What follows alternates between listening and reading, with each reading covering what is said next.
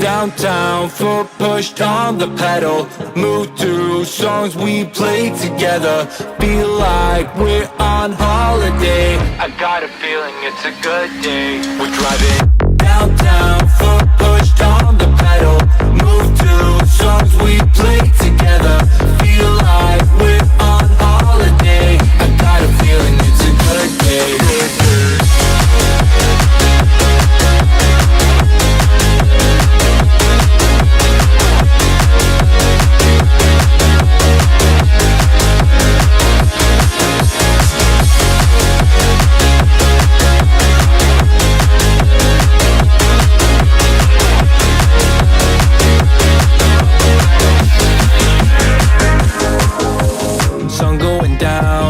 Living the dream, everything's clear, but the lines on the freeway. Let's do it again, like back in the day. Nothing can stop us from living the feeling. Hey, I just wanna get your vibe, I just wanna get your vibe. Hey, I just want a good time, good time. Driving downtown, foot pushed on the pedal. Move through songs we played together. Feel like we're on holiday. I got a feeling it's a good feeling. Downtown, foot pushed on the pedal. Move through songs we played together. Feel like we're on holiday. I got a feeling it's a good day, good day.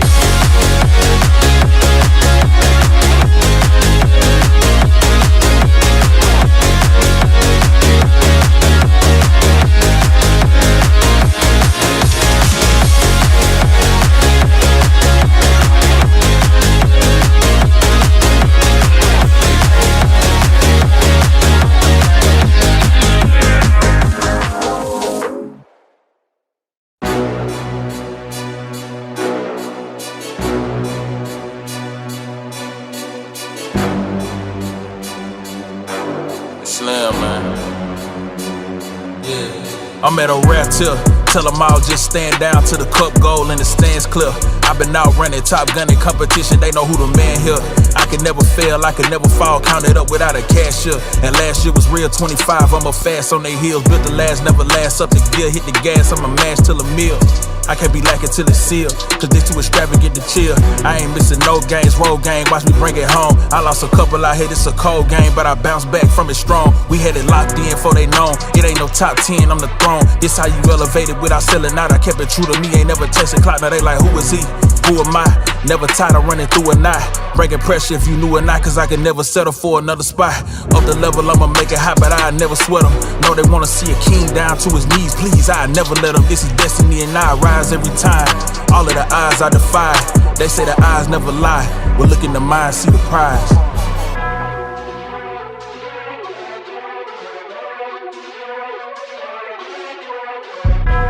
Ball hard, no lesser. This dry mind, no Tesla. This whip glide like Dressler. Full court, I bring pressure. I bring pressure. I bring pressure. I bring pressure. I bring.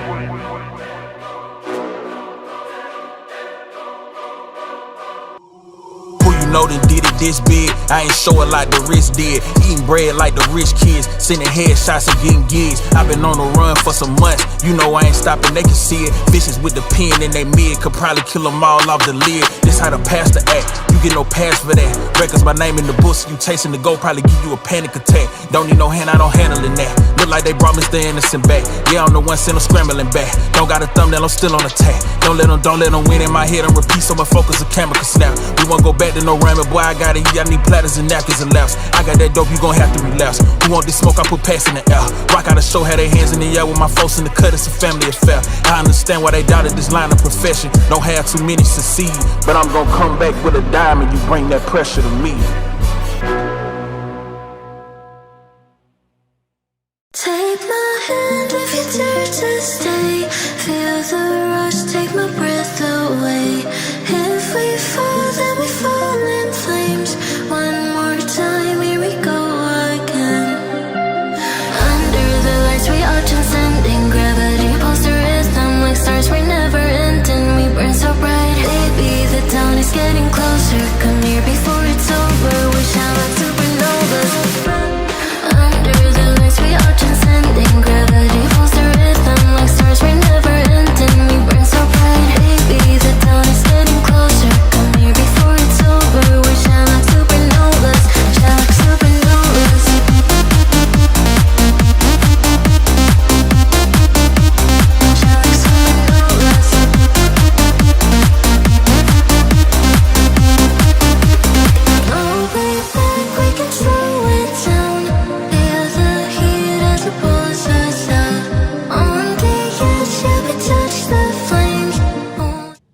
Hey, welcome everybody to Raising an Archer here at the Houston Livestock Show and Rodeo 2026. Good morning. Good morning. This is Scott. And I'm Carrie. This time I didn't take your glory and take your name and all of that. And we are Raising an Archer. We are Raising an Archer. 2026 Houston Livestock Show and Rodeo Target Archery Competition. This is the second line. We had a line yesterday of about 40-ish archers, and this morning we've got close to 50 this morning, 8 a.m. line.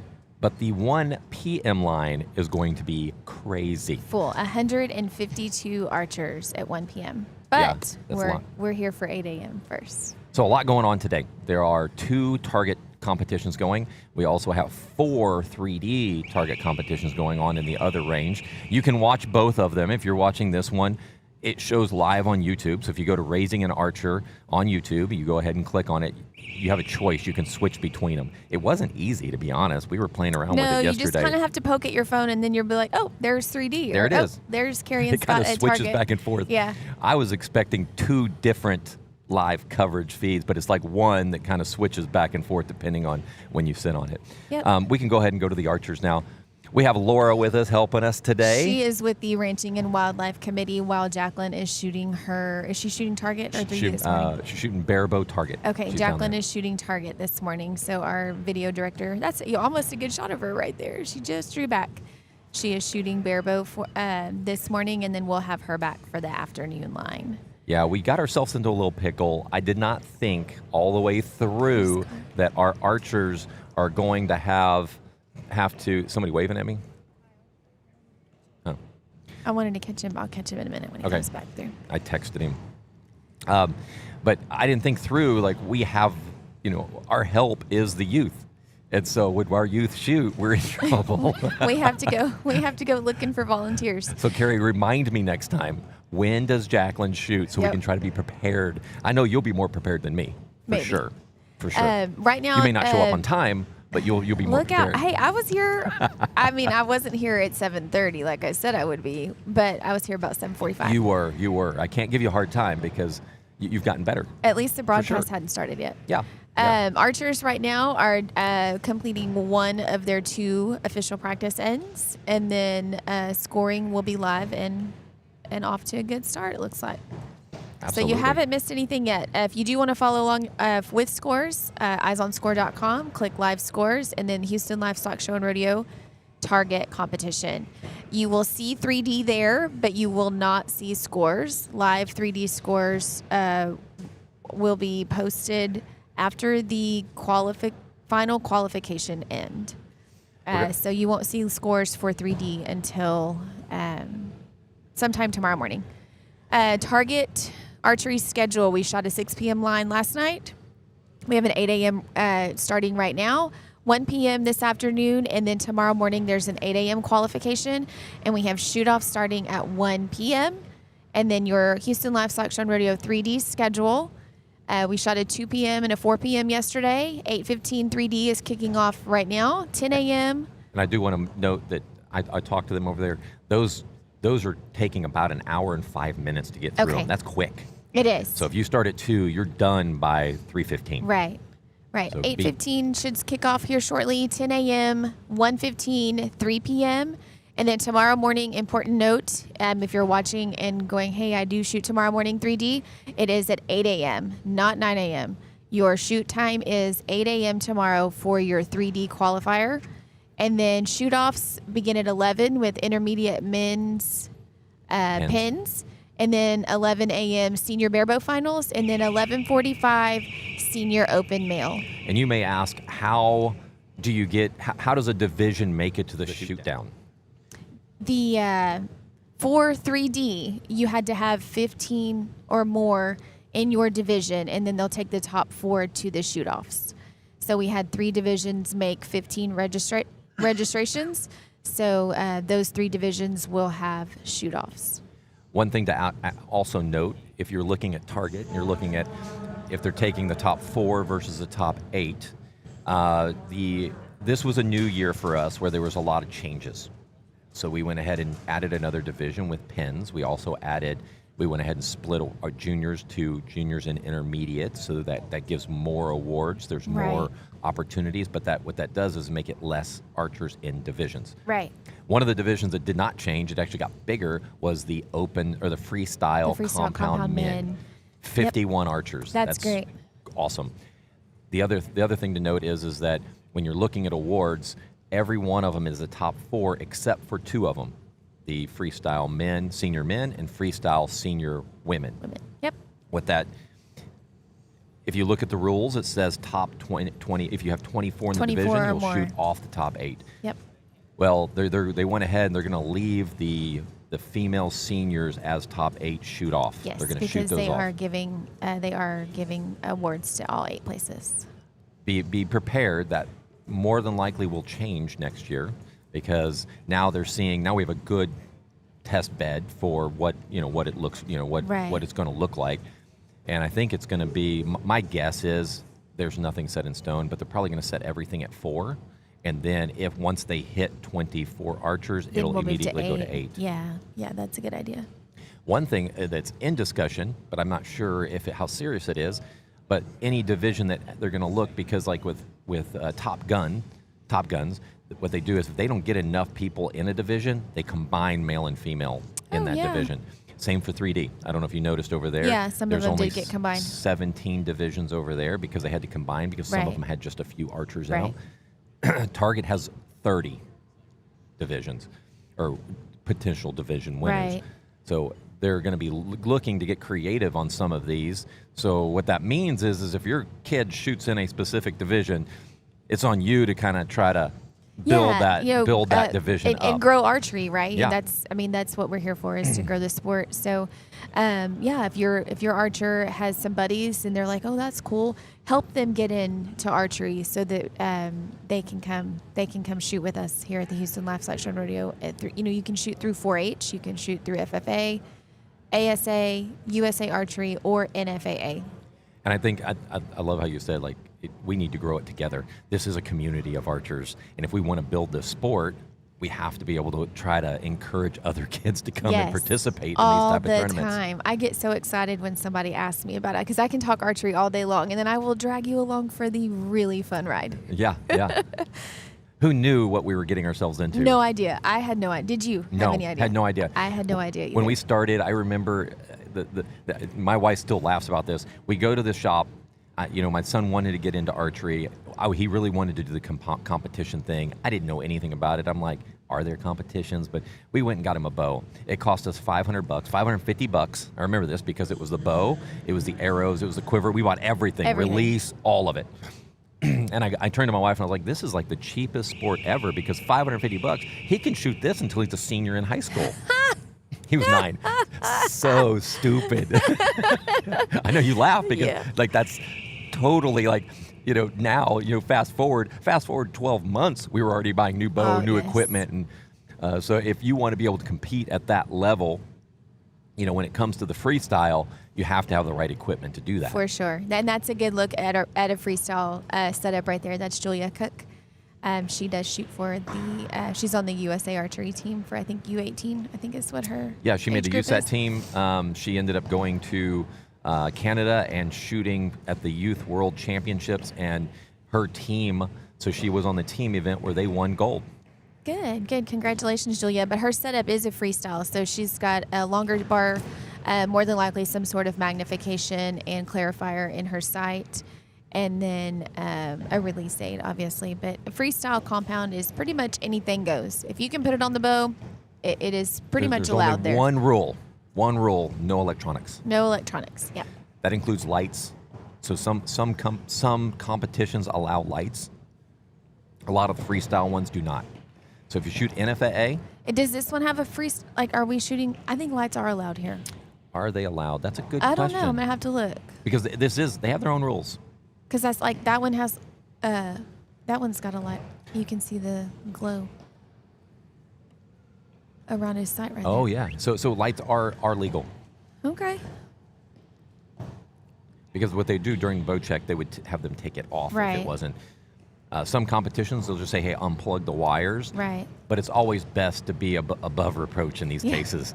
Just take them off. We had one kid that was one of our top archers. This was many years ago. This is before you, and he loved his light. He didn't want to take it off, so he unplugged it. And then guess what? When he won, we had somebody file a protest saying that he was using a light even though it wasn't even though it was plugged in. unplugged. Yeah. And so that was a learning experience for us because we were saying, hey, when we tell our kids, just don't even mess, just take it off. Right. That way there's no question. Because people will talk, you know. Yeah. There's Madeline Yee. So when we were shooting The Ringer, Madeline was on the screen, and I said something about, I love Madeline, but her parents, Lori, is pretty rough. Oh my goodness. Remember me saying that? Yes. As I'm walking in, she's like, hey, did you talk bad about me during one of the live feeds? I'm like, me? Did. No. He did. Matt. He did. He did. I don't have any problem with Laura. I love Laura. The reason why I said it was just because I was picking on her. Yes, he was. Madeline They're a great shoots family. Olympic recurve. Olympic recurve can have a plunger, clicker, the sight bar, and stabilizers front and back also. So why don't you explain clicker and a plunger, because I think that's something that's not a normal. That's not my specialty, sir. You want me to do that? Sure, you do that. Okay. And educate me a little bit. I mean, I know the very basic. I think you understand it, but I do understand it, but that's not really. And I'm learning it as fast as I can because I grew up compound, and then I have a daughter that decided she wants to do recurve, and so I'm learning as fast as I can over the last couple of years. I am mostly in the compound world. So in compound, when you draw back, there's a valley. So you come back, there's this valley, and it comes to a hard wall. Boom. Okay? And so now you know exactly if your draw length was, if you drew back and it was 30 inches, it would stop you at 30 inches. Right. And that's why when you release, it's very consistent because it's always at 30 inches. Always at the same place. Yep. Always at the same place. Recurve doesn't have that wall. So what they do is they put a clicker on there, and you have your arrow. So you put the clicker on the outside of the arrow, and when you draw back, right when it clicks, you release. Because that's your draw weight, or That's kind of your max draw length and max draw weight. Yeah. Because if you go back another half inch, you just added more kinetic energy behind that arrow, which is going to make it shoot higher. Make it shoot higher and faster. Yep. Also, it's tuning of recurve and compound. You're tuning to a specific draw length, draw weight, all of that stuff. Yep. Even so, for recurve, you've got a plunger that's specific to that. You have a draw length that's specific to that. So when you shoot, you want that arrow to shoot as straight as possible. Right. A plunger is what kind of controls, and I'm not going to explain this well at all. It's kind of a spring that pushes on the arrow. And so there's this thing called an archer's paradox, I think. Yep. When you shoot, that arrow does this wobble. So if in slow motion you shoot from behind, you can see this arrow just flex, and then straighten out and then hit. Right. We talk about spines. You know, if the spine is weak, when they shoot it, it's going to bend way more than it should. Right. If it's too stiff, it'll wobble like a duck through the air. Right. It won't It's flex. kind of like throwing a 2x4 if it's too stiff. Yeah, and you don't have, so that kind of explains the difference between something that's too soft, too weak, versus too stiff. Right. You always want to be a little on the stiff side because you can take that plunger and you can control how much flex it has with that plunger. So when it takes off, it kind of pushes into the spring. It straightens it out faster as it takes off. Okay. See, I wouldn't have explained all that. I'd have been like, the plunger holds the arrow, kind of controls left and right, and that's really all I know about it. Yeah. Hey, I'm learning as fast as I can. I'm sure somebody will message me on here. That's not exactly how it is, but that's from my head space how I would explain it. Archers, we'll go over the rules real quick before they start their first scoring end. Archers have 4 minutes to shoot 5 arrows per end. Bottom line will always shoot first. So if their target is on position C or D, they will always shoot first. And then after Let's go ahead and get one camera on just one of the bales. And that way she can explain the scoring when you get to it. That's a good idea. Like, see if you can zoom into bale 28 is fine. 20, 28, or even 20, 22 is good too, whichever is easy for you. 24 will be good because it has two different. Oh, yeah, 21 Oh, right there. is good. 21's good. Do 21. 21 is good. So what you're seeing on bale 21 is a 5 spot in the A position, which is the upper left, and then a single spot in the B position, which is the upper right. So the archers have 4 minutes to shoot the 5 arrows. The 5-spot target still counts as the same number of points as the single spot target. Most compound archers choose to shoot the 5-spot to prevent damage to their arrows. So scoring is normal 10, 9, 8, 7, 6, 5, 4, 3, 2, 1, and then off the target is a miss. On the 5-spot, they just have out to 7, I believe, right? 10, 9, 8, 7. Yep. They have till 7. Yes. Yep.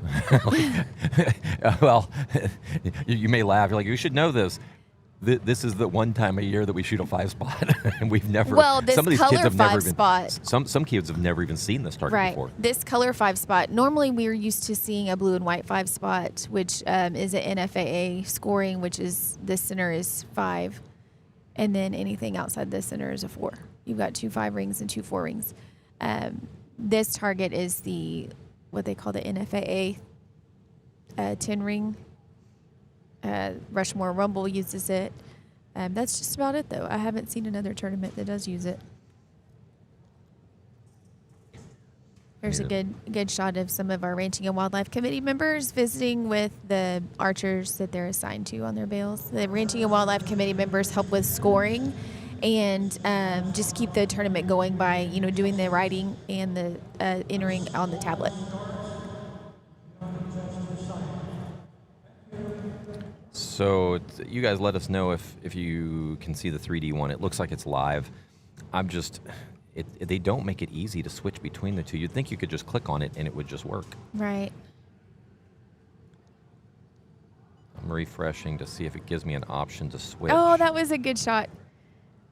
One of the Ranching and Wildlife Committee members gave one of the archers a big two-handed high five.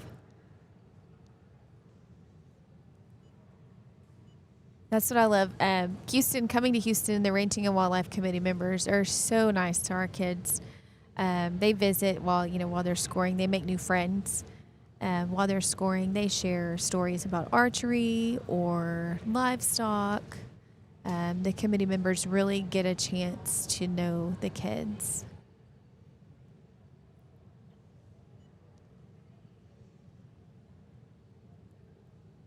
I think when we were visiting earlier, or in our podcast that we did, 262 Ranching and Wildlife Committee members is what we were told. We cannot thank them enough for having us for the Houston Livestock Show and Rodeo and all of their hospitality. The archers are shooting for, over the course of the weekend, $140,000 in cash and prizes. Seniors, grand champions, lifetime hunting and fishing licenses. There's also belt buckles for grand and reserve champion, the Big H trophy for the grand champion, banners, Yeti cooler type ice chests, and turtle box speakers is what I'm told, along with some good money checks. I did figure out how to watch. You can watch the 3D and the target at the same time. I don't know if it's because I'm logged into my account. It's acting kind of funky. Oh, okay. But if I literally copy I can go in there and just copy the link because you can see both of them live. Okay. You may be able to click on them on your end. I don't know on my end. I can't. I can't get on the internet right now. I need to find Kyle. So you can go ahead and click on it, and it will. You can share the link and then just open the link in the browser, and it actually pulled it right up. Okay. There's a good shot of some of our younger archers. The age groups are junior, intermediate, and senior. Junior consists of 3rd through 5th graders, intermediate 6th through 8th grade, and then the seniors 9th through 12th grade. So you've got to be 3rd grade and 8 years old to be shooting. Archers are shooting. Everybody is shooting 20 yards. So some of it's a big step up. 4-H starts them out at 9 meters or 10 yards, give or take. And then they come to Houston and it's 20 yards. So we highly encourage the kids to just rip that Band-Aid off and start practicing at 20 yards if you're headed to Houston to shoot the Houston Livestock Show Rodeo shoot. What a great experience this is. I love it. There's no other tournament in Texas like this. We were talking about the size of this building. So this one building here is the size of a football field. Yep. 120 feet wide and 300 feet long. And there's 3 of them. Yep. And the 3D is spread out even more than this one. If you walked over Yeah, there, did you because notice? we almost take up the whole space. There's in the 3D 5 range. different ranges over there. 4 competitive, 1 practice. Yep. Also, how these archers are shooting, there's an A, B, C, D. So you'll see that if you look out there and you're looking at, okay, what bale are they on? A starts in the top left. You can kind of see it over in the middle of the camera right there. You can see they have an example straight ahead that gives you A, B, C, D. So that's how they'll put their target up. At the half, they'll switch. I forgot about that when I was going over the scoring. Yes. So they'll start A, B first, right? No, CD. CD first? CD's first, and then at the half, they'll switch. If you're on the bottom, you move your target to the top.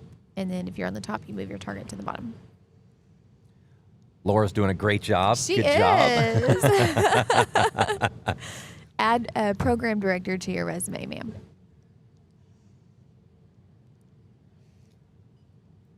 She's a part of the Ranching and Wildlife Committee. We went up and we're just like, Derek, we need somebody. We're just like, we didn't plan well on, we had our director is shooting.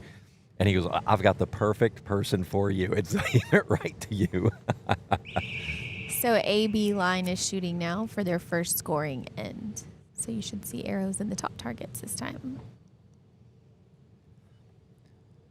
So the 2026 Houston Livestock Show and Rodeo is using Eyes on Score. Eyes on Score is an app that does live scoring for end by end, arrow by arrow. So whenever they go down there and score, you'll be able to pull up the app and see exactly what they scored on each end. There's 5 arrows. The best score you can score, Carrie. I'm going to get this right this morning is a 50. I threw her off. I knew I was going to get her because somebody got me the other day. Well, we just shoot so many different tournaments that have different scoring and different 30, rules. 30, 30, 30, 30, that 25, 30. 25, 30. It feels weird saying 50. Ringer was 35. Yep.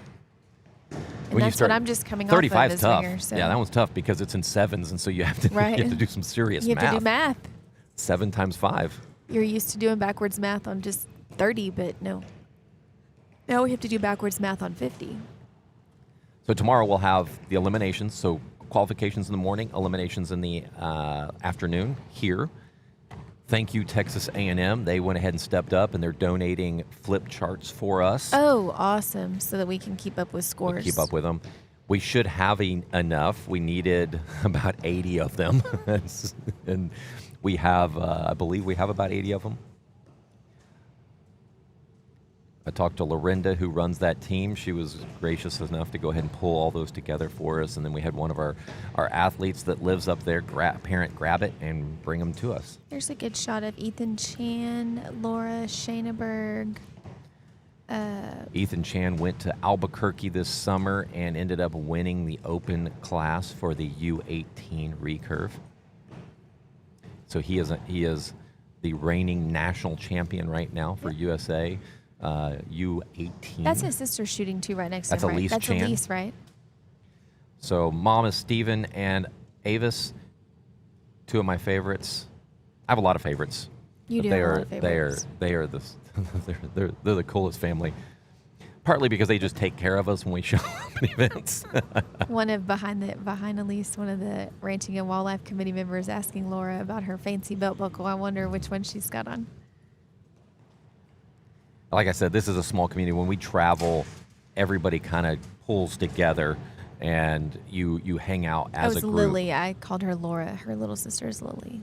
I mean, her little sister's Laura. There's That's like Lily. 4 or 5 of them. There is 4 of them, yes. So that's Lily Shaneberg. She, I think she's probably a grand or reserve champion here from previous years.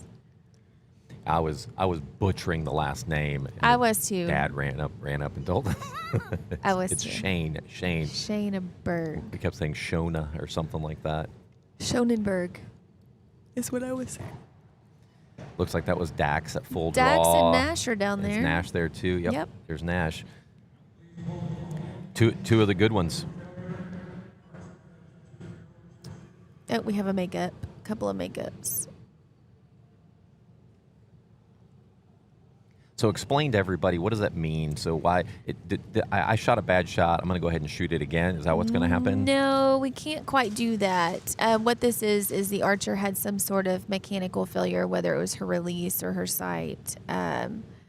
She looks to be a little bit of a youth archer, so maybe she forgot she was supposed to shoot. Usually they're not going to let 5 you arrows. do that. Usually not, but maybe, I don't know. I don't think so. I think in this case, just because there's money on the line, usually it's a little more of a strickler on that stuff. You know, Carrie and I have a soft spot for kids like that, you know. Like, especially new archers. So what happened is probably the rest or... She more than likely had some sort of mechanical failure. Yeah. There's a lot of... The rest seems to be a big one that doesn't drop in time, or there's something that just didn't happen right. Last night we had a release break. Screw comes out of the bow, you know. Yeah, that can happen. Screw it back in real quick. That can happen. On recurve, these are ones that in tournaments, though, you know, a limb could break, and we've seen them delaminate. Yeah, we don't have extras of those. We have just about extras of everything. I've actually only seen that one time. I was at a national event. I was standing right behind somebody when one of their limbs delaminated, and it makes an awful noise. Oh, wow.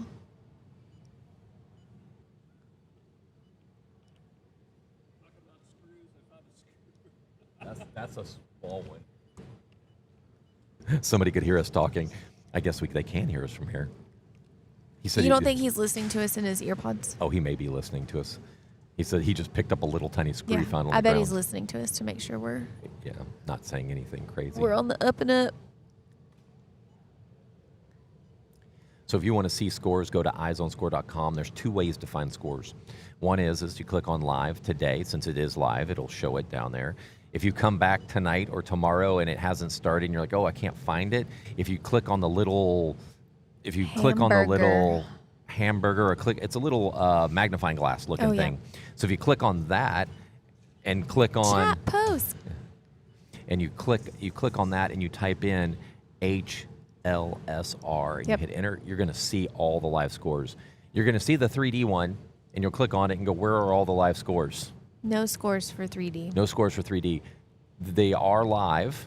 You just can't see them until Sunday. Yep. So once that last arrow is scored, they'll release it, and you'll be able to see all the scores and all the placement at that point.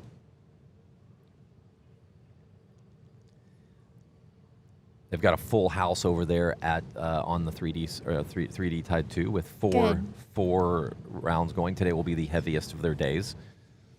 There was over 200 archers shooting 3D, 206 to be exact. Connor or shoots 207 to be exact. Connor shoots at 10 this morning.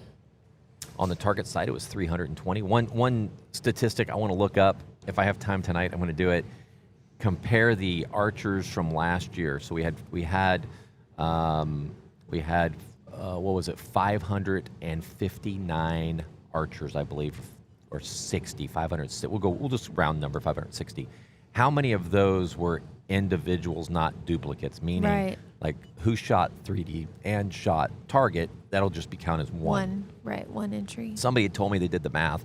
The math was higher this year, even though our numbers are down just a little bit, not much, but down a little bit on registrations. We had more archers though shooting because they are shooting. My son is shooting 4 times. He's shooting fixed pins and freestyle for target, and fixed pins and freestyle for 3D. But they'll only count that as one. They only count it as one. Yeah. So he is saying that he believes the numbers of archers is higher this year. Okay. Which would be encouraging if that was the case. Yes. Because that means that we had more archers. They just didn't. There weren't as many shooting multiple target in 3D. events. Which I thought it would be the other way around with them opening up fixed pins.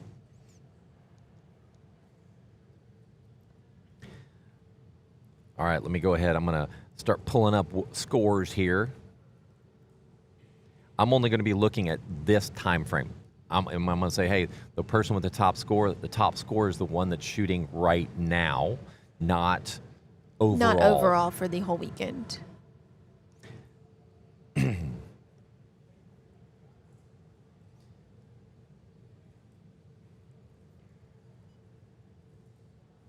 Barebow Intermediate, Bailey Boyd, that's female. Bailey Boyd is leading right now, that group. Nathan Shaneberg, Yep. right? Yep. Shot a 41 on that round. So he'll be the one we'll be watching because I think he Yes. may be one of the top intermediates We coming were in. just talking about Nathan. He took out some of the top archers in the nation at the Texas Ringer a few weekends ago. I'm not going to call out all the scores because you can go look at them yourself, but I'm just going to look at some of where there's a bigger group of archers. Fixed pins intermediate male, Judd Harrison is leading off the first one with a 43. Granted, there's a lot more ends to go. Yeah. We just started. Freestyle junior, well, not junior, let's see, freestyle senior female. We have We have a Shelby. clean 50. Shelby started off with a 50, Julia with a 49. Freestyle senior males, they haven't come in yet. Aiden Malloy's a good shooter. He shot a 49. Nash Dax. started off with a 50. Nash. A good start.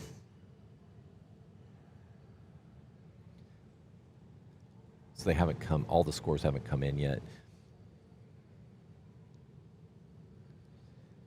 We appreciate our scoring team that's here. So we have a team of people that are handling the scoring to make sure everything is working. Scoring in So number Dak's 2. score hasn't come in yet. I wonder He's if- on bell 24B. So but 24 is reported, so it hasn't. They haven't okay. put it in yet. Maybe Yeah, maybe Weldon. there's some math or something. Weldon going on. shot a 50. Good. This is going to be.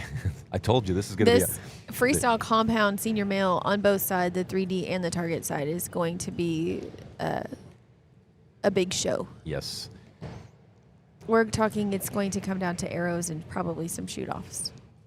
Yeah, to help everybody kind of know what their archer should be shooting for, I'm going to go ahead and pull up a. Is this it? Yes, this is it. I sent this to you last night. You did. So for Barebow Junior males, so this is going to be a little weird because we don't have the same data because we don't have an intermediate. Right. All right, so maybe I shouldn't talk about juniors because those scores are going to be kind of different because there's intermediate and junior.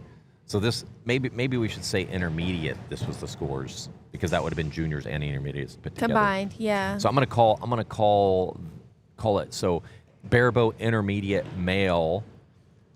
The top score was a 461 and the fourth place score was a 335. We're not saying if you score over a 335 you're going to make it, but that just gives you an idea. Yeah. If you shoot in the 335 plus, that's going to give you the ability to give yourself the biggest chance of making the Right. Final Four. Barebow intermediate female 275 was the watermark. So anything above 275 would make the top 4. Again, This is just based off of last year's this is just based off data. last year. To give you an idea, so if you see your kid shoots a 280, they may be on the bubble. Just keep an eye out to make sure that you show up tomorrow for the finals. Barebow Senior, 417 was the watermark. On female, Alyssa shot a 342, and guess who won Barebow Senior females? Was it Alyssa? Alyssa won it. So she worked herself all the way up Yep, from fourth to first. She squeaked into fourth place and ended up coming back and winning the whole thing. That's what those eliminations are all about. Yeah, that's what can happen during shoot-offs. Recurve intermediate male, 481 was the watermark. Intermediate female, 471 was that line that you needed to be above.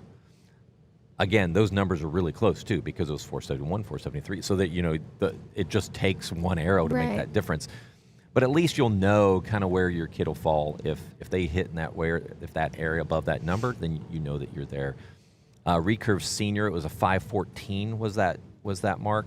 I actually think that score is going to be higher because I know some of those kids coming in. I think it's going to be probably in the 520s. Will Right. get you into the top 4. Recurve Senior male, that is 550. So they put up some. That was a tough match. There was a 3-way tie for fourth place when I was looking at this, Oh, and it was wow. off of tiebreaker, not a 1-arrow shoot off. They looked at X's and then X's, 10s, yeah. and then that's what the tiebreaker was. NASP, it was 349 for the intermediate. Intermediate, or that's male. Intermediate female was 270. NASP senior female was 353, and on the males it was 401. So anybody that shot above that number would get them, would potentially get them into the top 4 for eliminations. Compound senior female, these are the two that are going to shoot high scores on the seniors. So senior female, 551 was the mark. I don't know if that's going to be it or not, but we'll find out. We'll have a better idea. We'll definitely have a better idea after this afternoon when we have the majority of the archers that come in. Compound male, this is the one that I think everybody's going to kind of keep an eye on, because there was, to make it into the top 8, it was 9 points dropped out of 600 points. So they only missed the 10 9 times out of the 60 arrows. That just puts it in perspective. There are several. Yesterday we had one kid that shot a 591, 592, so he's going to be on the bubble, I believe. Those numbers may be higher this year. We'll find out. Compound intermediate, 557. That's a female, and on the male it was 578 to go ahead and make it into the final 4. Again, these were the scores last year that made it, and that gives you kind of an idea of what the scores are going to have to be in your kids' division to be able to make it. I'm going to go back and see if Dak's score has updated.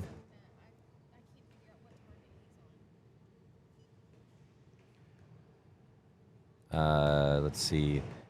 Dax, he shot a 50. He's on 24. They're all on 24, 24B. So there was 3 kids that shot 50s and 149 on that round.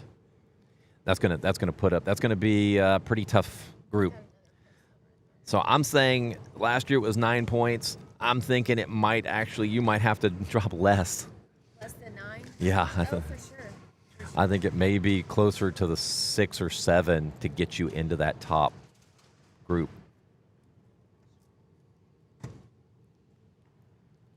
So this is the second scoring end.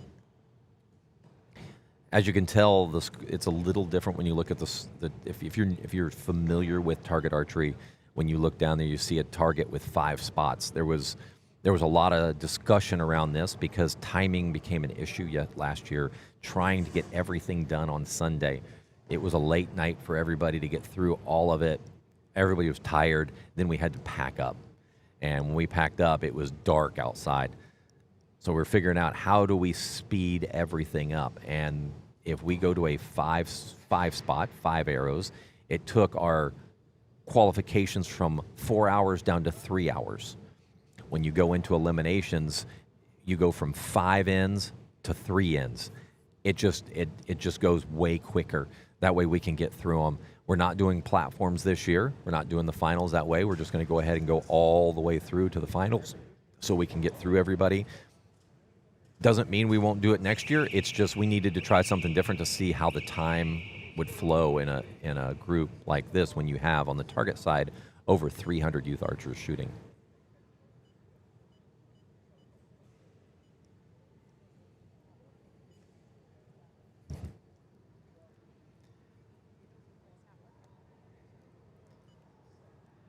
Sometimes our cameras get a mind of their own and changes the focus. They brought in a lot of judges this year.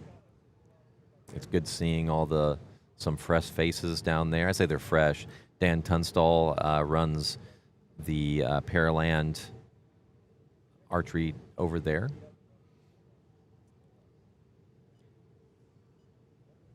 Pearland Archery Club. And he's out here judging as well. There's some good pictures of some archers with their committee members helping them score.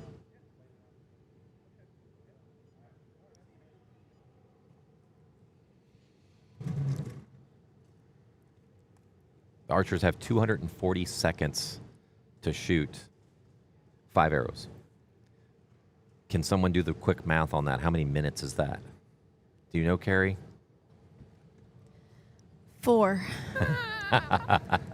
4 minutes. 4 minutes, 5 arrows. Where's my... I wouldn't be able to do the math very quick in my head. I'd be like, oh, let's go to 60. That's time for it. But yes, it's 4 minutes.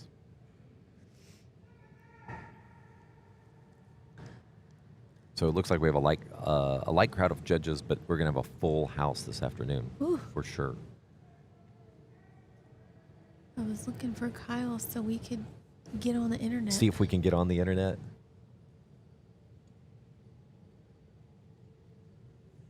He might be in the 3D range.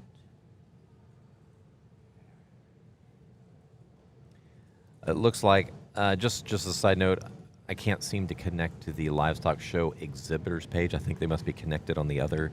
Oh, So we're okay. doing something a little different. We've got 2 live streams going at one time. We weren't really sure what to expect on that, and we did some testing. We thought we kind of had it figured out. We did not. Yeah. So the 3D one, and to be honest, that actually works better. Like we've got Target here, we've got 3D over there. What we may do is switch that so that they're on the livestock show exhibitor one and we'll be on the Target one. And you guys will just need to go to Raising an Archer if you're going to watch us. That's where they are, right? Like they're on livestock. 3D is on livestock exhibitors. And Okay. we're not on there because Right. it failed as I tried to do Yeah. it. And on YouTube, you can do either or. Okay. Looks like I'm just looking. Looks like I need to lighten the cameras up a little bit. Kind of dark. So at the break, I'm going to go over there and fix that Okay. for him. I need your laptop to do that. Okay. But I got to say, it's fun coming to these tournaments because there's some kids that we haven't seen, that we don't see much of, because there's so many different organizations represented here. You would think if you were a part of one, you'd be a part of all, but that's not the case. Not necessarily. Yeah, 4-H. Really, if it's USA, NFA, I feel like those kind of, if you shoot USA, you shoot NFA, and if you shoot NFA, for the Right. most part, I'm not going to say it in all cases, but in the most part, that's kind of how it goes. You shoot ASA doesn't mean that you're shooting the other divisions. And the same for if you're shooting the other ASA division. is Archery Shooters Association. They shoot 3D is Yep. their format. So they shoot the foam animals. And I would say a lot of 4-H shoots 4-H competitions, but you may not see a lot of them in the other organizations. Right. Maybe ASA, 4-H to ASA. 4-H does have some 3D. I know in our area we don't have a lot of 3D for 4-H, but towards the center of Texas, Houston and further north, there's a lot of in center area, hill country-ish. Yep. They do a lot of 3D. Down on the coast, I think there's one organization that does it.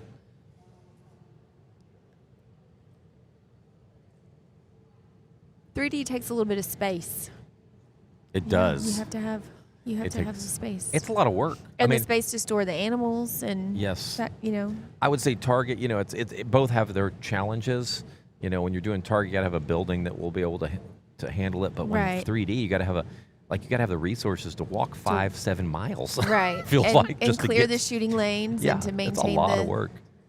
I'd say 3D is probably way harder to have something well set up for that. Right.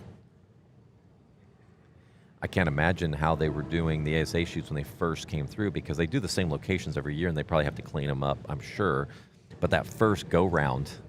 Yeah, like February or January, February, right before the shoot starts. They got some serious cleanup.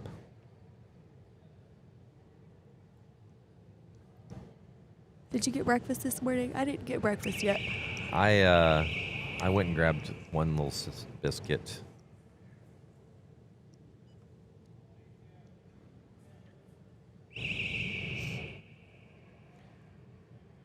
So my daughter messages me, I need the live scores. The link. And I'm like, huh. Like even my daughter doesn't know how to go get the stuff. Because I make it too easy for them. That's the problem.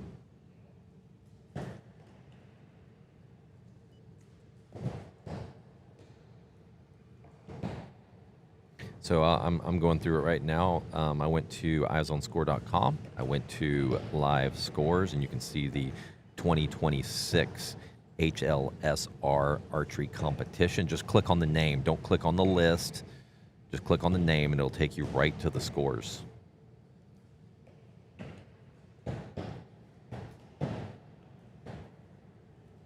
I said about, what do we say, 50 archers this morning, and then about 150 this afternoon for the 1 p.m. line. There's the password. Oh my goodness. Let me see if I can get in here now. That would be good because we have this really cool thing where you can, it's like a little quiz or what is it? It's trivia. Trivia. Okay, what is it? Let me see that again. It's for. Oh, I'm not gonna say it out loud. Almost gave you guys the password for here. Kyle would have killed me.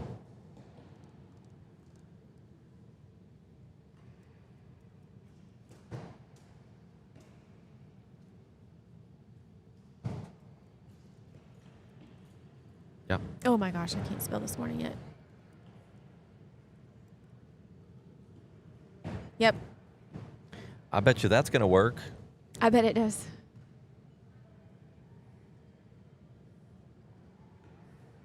Maybe. It looks better than it did. All right, we're gonna see if we can get some trivia going for you guys. If not, I'll just, if I hotspot, will it work? Yeah. Okay. Why? And you did type it right?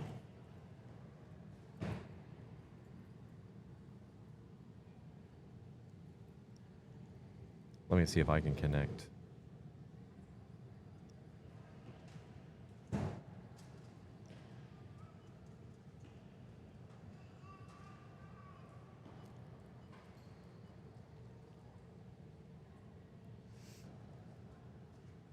No internet connection. Your Mac successfully joined the Wi-Fi but cannot connect to the internet. Mine connected just fine. Let's try again. Disconnect and reconnect, and let's see.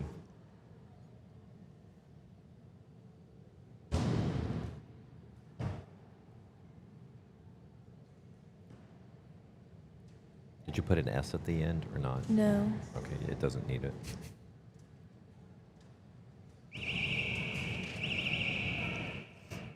I'm going to try it again and make sure I spelled everything right. Yeah. We didn't have good coffee this morning. I hadn't had any yet. None? No, I don't drink coffee. I'm drinking my soda, but I really feel like I need food this morning. Need a little shot of something. The hotel room, I was telling Ben, I give the hotel room 5 stars. Like the room is 5 stars. The bed, -1 stars. Not good.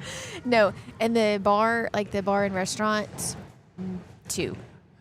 Because everything I wanted. Why did you start with bar? Everything I wanted. The bar and restaurant. Everything I wanted in there, they were out of last night. That's fun. I know. So I didn't get my second dinner. We stayed at the Hampton, and it was Hampton Inn Suites, and it was. I love nice. the room. It was I nice. love the room, and the hotel's nice and clean. But the bed's a little, like I said, it's kind of like sleeping on a cardboard box. I brought my own pillow. And I always travel with Makes my a own big pillow. difference. I really wanted more food last night because after. It's exhausting. Yeah, like even though we ate dinner at 4:30, 5 o'clock, we did 4 hours worth of live broadcasting. It's time for another meal. Yup.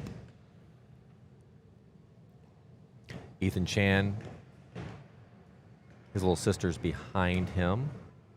Elise and Ellie have been shooting together for years, and they both moved up to the seniors this year. It says I'm connected, but there's just no internet. And did you type it in again, the password? Limit IP address tracking. I don't know any of this. Just delete it. Did you delete the password and do it again? There you Forget go. this network, Perfect. and we're going to try again. And then if not, we'll just hotspot this and get it.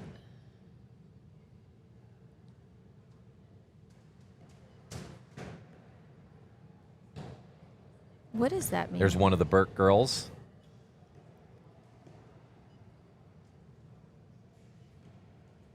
Full draw, open class.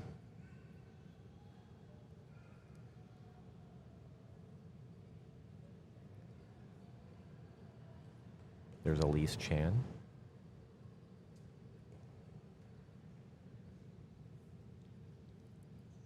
Show password.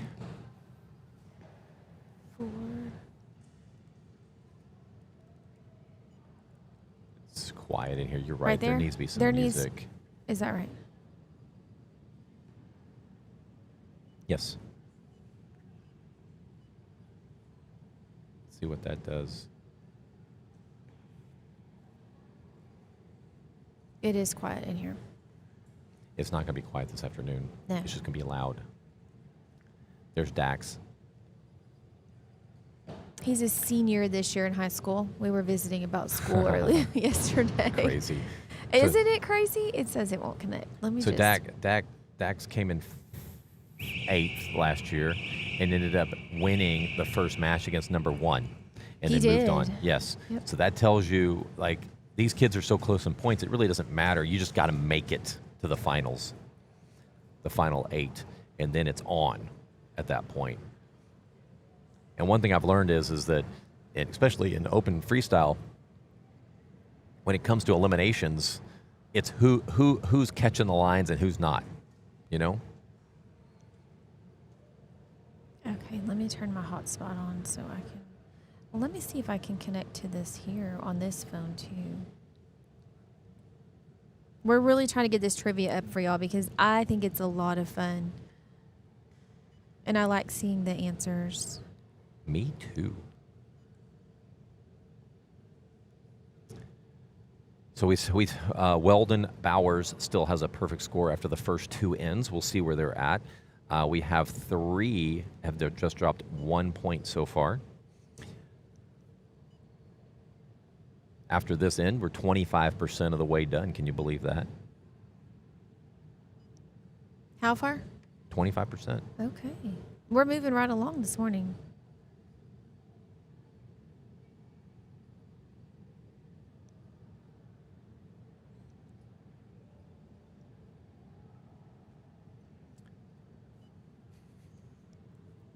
So what's wrong with my computer? I don't know. Why is it not? Your computer's getting on my nerves. It connected to the hotel just fine. I don't know why it's not connecting. Let me I'm look. gonna Let me I'm check. Can sharing you it mind if from I my try? phone. Oh, then do it that way. Let's see if it. Well, I'm just seeing if it just asked me. Do you want me to share the Wi-Fi to your?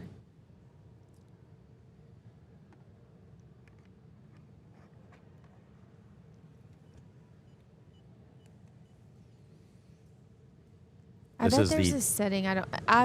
Let me just. I sound ignorant when I come to technology. Yes, most of the time I am. But this is also. I was an HP user for a lot of years, and now I moved This is to a Mac. So I've it's never had an issue with Mac. That's what's weird. Like, it should just connect.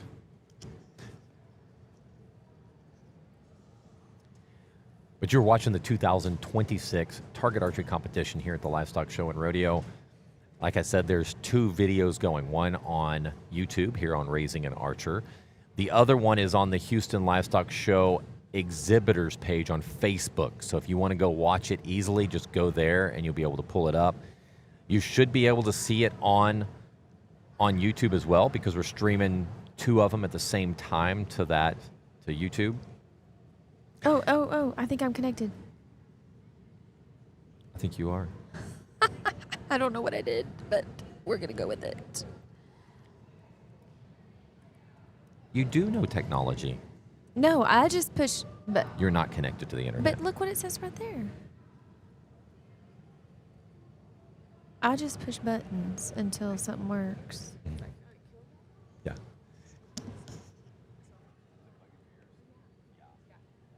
Bugs hers. It bothers mine too. But see, like right now I'm okay, but I can't see either without mine, so I just kind of go with it. I'll be fine. I'll be fine till about lunchtime, and then I'll start pushing. I'll start picking at him, and he's like, "Do your ears hurt?" Yes, they hurt. Are these better? I guess is the real question. You said yesterday they weren't. Because we're trying out some different headsets right now. Huh? Yes. Can you get me connected to this dang thing on. internet? Yeah, it will not work. It is getting on our last nerves. It really is. And I have no idea why. All right, Barebow Intermediate Female, just as a glance, Bailey Boyd is leading the pack at this time frame with 100 points. Nathan Schoenberg Look, it is says at it's 128 I'm gonna for mute. intermediate. Male Barebow. I'm just going to go ahead. Anything that has one archer, I'm not going to call out. Fixed pins intermediate males. Judah Harrison is at 131. Freestyle compound intermediate. Gianna Burke is at 140, leading the pack right now. Did he fix it? Oh, good. We have, let's see. Shelby Britton is still clean at 150 on the female senior side. That's pretty exciting. Freestyle compound senior male, it has not updated yet. Aiden has dropped 1. Nash has dropped 2. We still need some updates here. All right, sir, look at this. All right. Now we have to log into it somehow. I had some kind of privacy setting wrong. Okay, what do you mean log into it somehow? Dax hasn't updated yet, but Weldon is still clean at 150. Good job, Weldon Bowers. Yes. All right, let me see if I can find the From password. Victoria County 4-H. There's a picture of one of his brothers. That's Will Bowers right there in the white. He's also from Victoria County. So, log in. Yeah, log in. With Log in with Google. We'll just go ahead and do it this way. Type in that.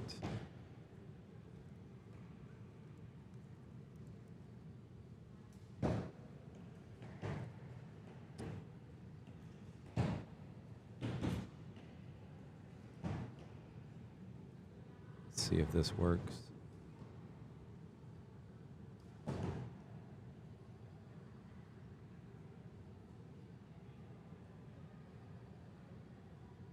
Thought it might send me something, but it didn't. This will work.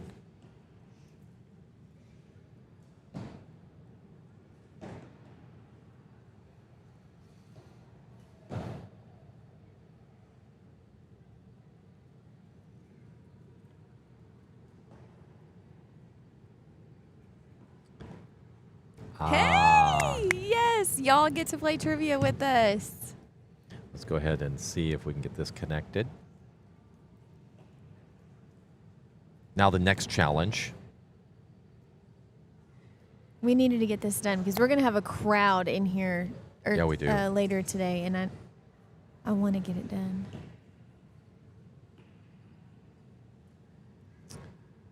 Choose the... Oh, you need to mirror my display or whatever. However you do that. Probably in the display, huh? There it is. But it's not showing up. Bear with us, friends. Yes, a little bear bit with of us. technical difficulties, but We've not been- for y'all. We're trying to get our quiz, our trivia up and running.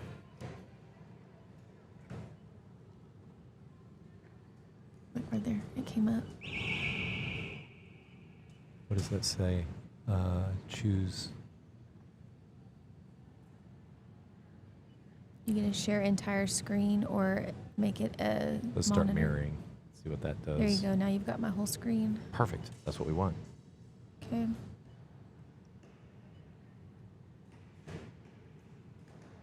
And then Houston opening questions. We'll do the opening ones. How Okay, about that? we're going to try this out, friends. And then how do you... She just needs to go to camera 6. Hold on. There we Or go. how does that work? Yes. All right. Okay. Let's go ahead and try some trivia. She's already there. Yay! So what you'll need to do if on. you can't scan that QR code, I want to go run down there and I want to tell everybody, hey, scan this. scan this. Yeah. So go ahead and scan that, or go to minty.com and type in the code 27806194. And give So us let's- a thumbs up if you are on. Yeah, we're gonna play test it too here. just to make sure everything works. But Try to beat Carrie. Good luck. I want to go down there and tell everybody, hey, look right here, do this. All right, let's see how many people are connected. You and me. We have 3 connected so far. You, me, and Laura probably. Laura, yep.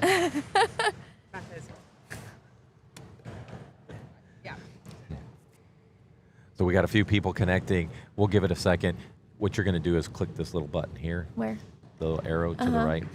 This will give you guys another second to join. Go ahead, and you guys know what to do. You've done this before. I want to go down there and tell everybody, hey, do that. It'll take it. You know, people will start seeing it and going, "Oh, wait a minute, I want to be a part of this." The next ones, this is just the trial run one, so you'll answer the questions. The next one we do is going to be head to head, and so you'll actually get points associated with your while you do the competition. Is there anybody but us? There's a few there, so we'll just go ahead and get started, even though it's just 4. Let's go ahead and get a few more. Come on. What city are you from? So this is where you type in. This is one of my favorite questions because I love to see the more it is repeated, the bigger it shows up on the screen. And you don't have to enter all 3, just enter one of them.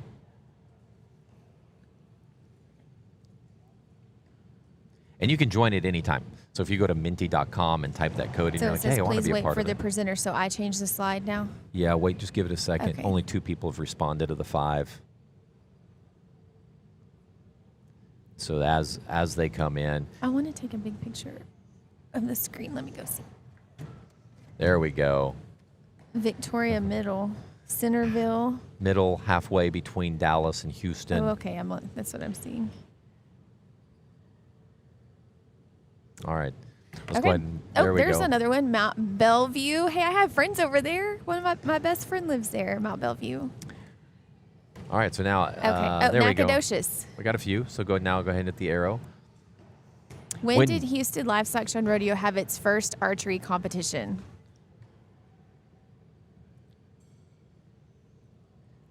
When do you think it was? I Anybody should know the the answer? to this, but I don't. 3 out of 5 have answered. Once everybody answers it, it'll just move right on. 50% on 2019. Do we have another one that's going to answer? Just waiting. Oh, we have 6 people playing There now. we go. Ooh, we got another person added. Okay. Thank y'all for joining us. If you can hear us, All right, let's move on. Looks like right now 2019 is the winner. What's the right answer? It says press enter, so I need to do that. Yeah. It's 2019 is the correct answer. Oh, we All have right. 7 on now. Go ahead and hit the next one. This is going to grow. We're good.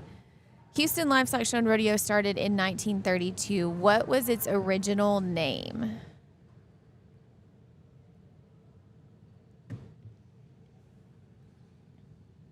Looks like people are going for the Houston Fat Stock Show.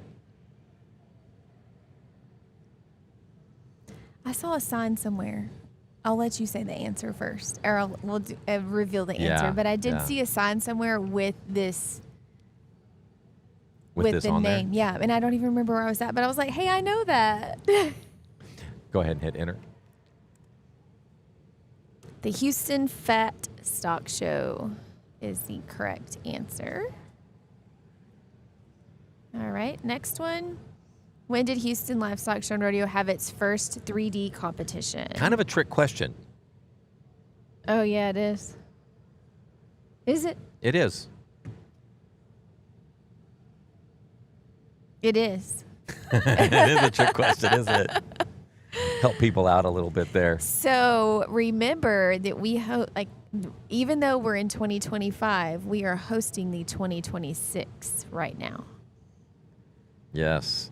All right. Looks like 2025 is at 71%. We ready? Enter. Going for it. There you go. Yep. 2025 was the So first it was one. last year in 2024, but it was the 2025. Yep. Words of encouragement for your archers. Please fill the screen with shout outs to your kids or your team or Just words of encouragement for the kids all weekend.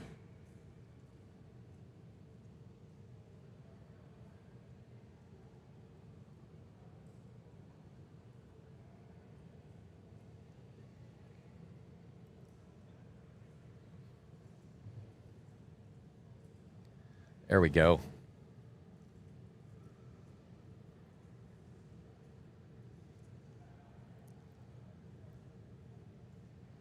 Have fun is the number one so far. So the more that are the same, the bigger the word gets.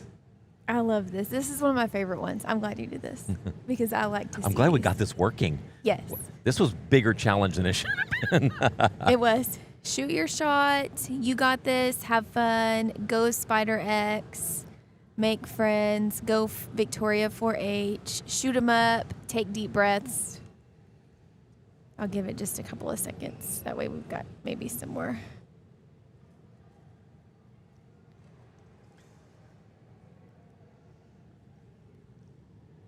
All right, let's move on. All right, next one.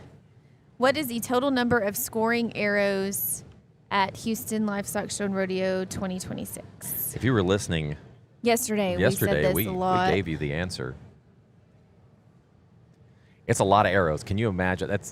You're looking, even at 17,000, that's a lot of It's shots a lot at these of targets. arrows, right? It's not 17,000, so just to help you out. 18,000. If you did the math real quick, you could probably come real close to. This includes practice arrows as well. Okay, so it includes the practice ends And 3D. and the 3D And ends. 3D. That might change somebody's choice now, since I said and 3D. All right, looks like 56% at 25,000 arrows, and that is the correct answer. And that's a rough number. Rough number, 25,000. What is your favorite discipline? It's funny, this one here changes depending on who your kid is shooting, what your kid is shooting. So I guess it makes you rank them. Oh, I just picked compound. I want to, if we can, in a little while, I want to change this one to where like people type in, like, so that way you've got like compound fixed pins, bare bow. Oh, where it's yeah, we got- can do that. So it's got a big screen of all the disciplines. Unless somebody mistypes it, spells compound wrong. Well, or that's all something. right. We know what they mean. Looks like compound is leading. Recurve is getting in there. Oh, everybody has answered. Go ahead and Okay. move on. What is most important in archery?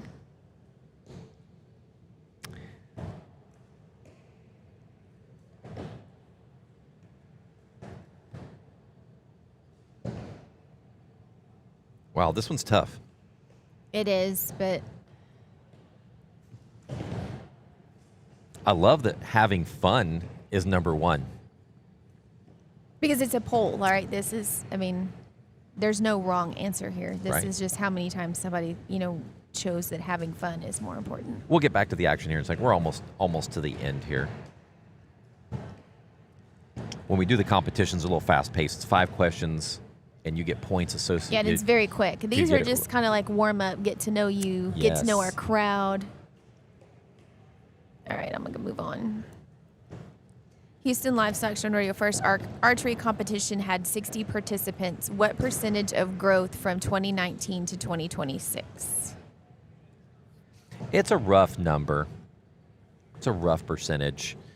It's more than 255, so don't pick A. I'll give you that one hint. We have grown. Do you know what end we're on? No.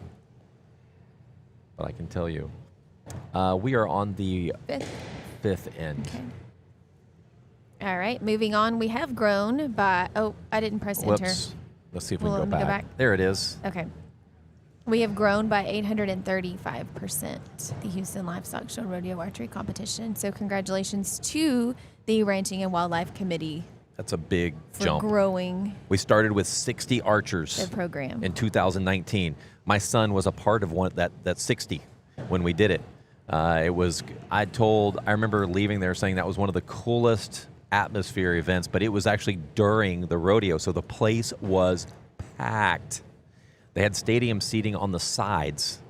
I don't know, were you there at that one? No. Oh, I wasn't there. You- Oh, Laura was. You were, yep. Yep. It was on the sides, so you could actually sit down by the side and just see, have a great view of everything. I loved it. All right. Laura, They had go that ahead green, and- that green, what is it? That the green stuff. turf. Oh, the shavings. Green shavings. I bet you there's still some in our bow case. Like that stuff, it showed up everywhere. I pulled out a bag and a piece of green falls on the ground, and that was in 2019. So they shot on the shavings, so it was kind of a Yeah. wobbly. They put mat over it and everything, but it was a fun event. It went from, we have the math on that, don't we? Where is it? Let me see if I can pull up that information. What do you need? You can use this if you need to. Here we go.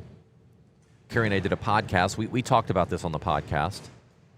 The shavings? No, how many archers? We started in 2019 okay. with 60 archers. 2020 was canceled because of COVID. It was right around February when COVID was starting to ramp up Right. in 2020. 2021, we had 200 archers. 22, 230. 23, we had 360 archers. In 23, it was in 2023.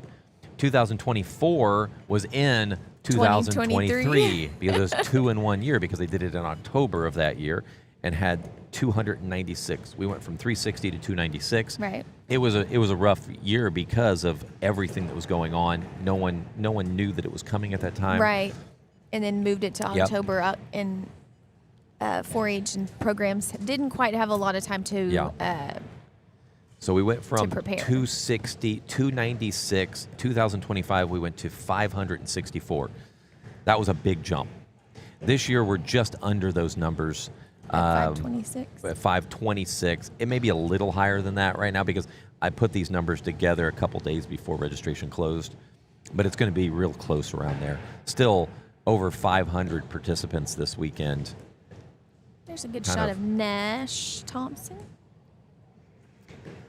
Well, shoots for Hoot and Holler out of Louisiana, but he actually lives in But Texas. he lives in Texas. You have to be a Texas resident to shoot the Houston Livestock Show and Rodeo Archery He lives competition. in, I think it's Beaumont, so he lives right on right the border. on the border.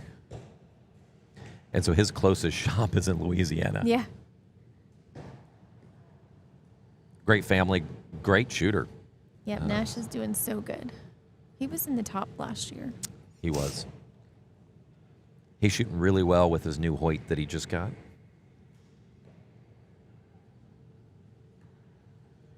I hung out with him and Nolan in Albuquerque at the range there. And two boys, they're just good kids. And a good shot of Dax. Yep. Good shot Shoots of out that. of Leading Edge Archery in Bernie, Texas. Looks like Bourne Yep. to me. Boer. Boerne. So this is the fifth end. Once we get to sixth, we'll take what it was about 10-minute break. 10-minute last break, time. probably. It was Yeah. really fast. I do know that. They were like, 2-minute warning. I'm like, what? I hadn't even gone anywhere yet. I'm going to scoot on over What to bow is the- he shooting? I, Is that a PSE? it's either a PSC or a Dart. I don't remember. Oh, it went blurry as we were going to try to see. She tried. You tried, Laura. Thank you. Thank you. It's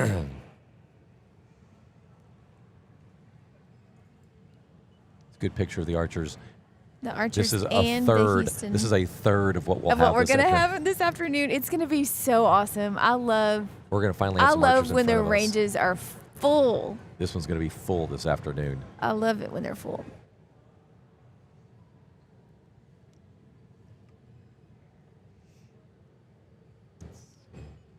I'm starting to smell barbecue. They must have fired the pits up back there.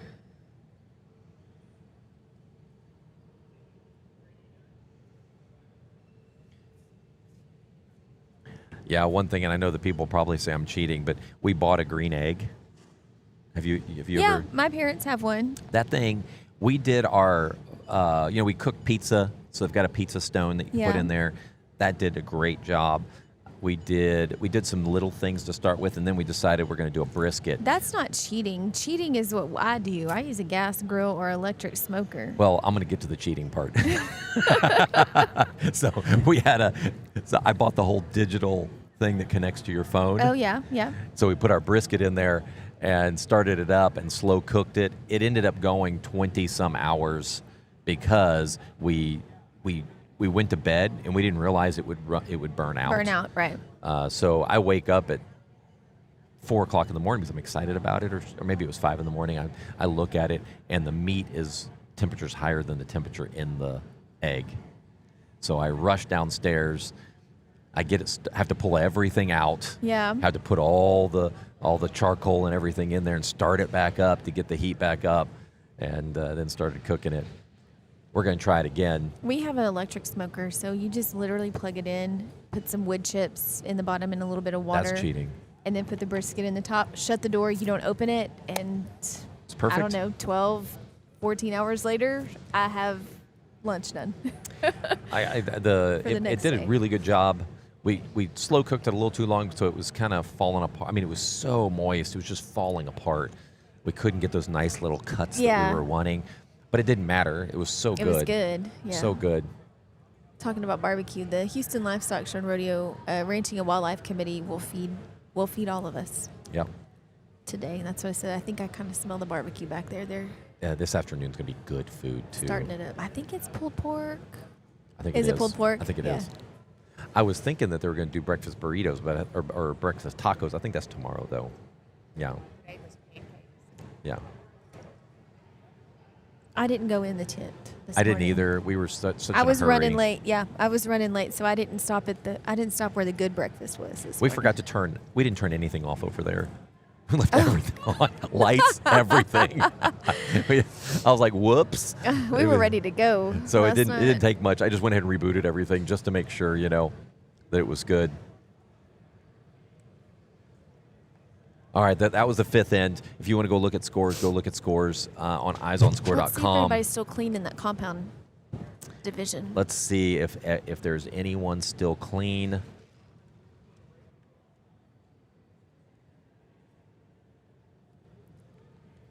That's Jacqueline right there. I'm talking to the rodeo guys.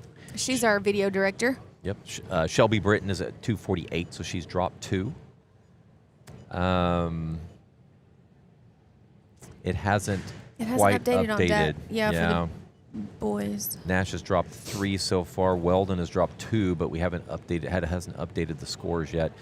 And I had talked about this because with it being a 5-spot, like for 3-spot, kids can get into a quick. They can hyper focus for 3. Right.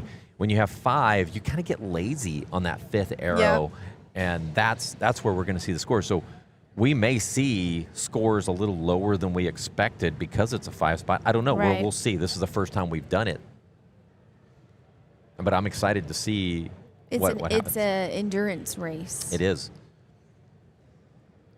My son can shoot 300s all day long. He shot his first 5-spot last year, and he shot a 290. I think it was like a 298 on the first one, and he's just like, "What am I doing? Like now, I got to make sure I stay." And he's dropping them on that 5th arrow, and then shot a 300 on that next one. But he was like, "Yeah, that's a harder target to shoot because you got to stay focused for 5 arrows, for 5 and there's not a arrows. lot of room for error."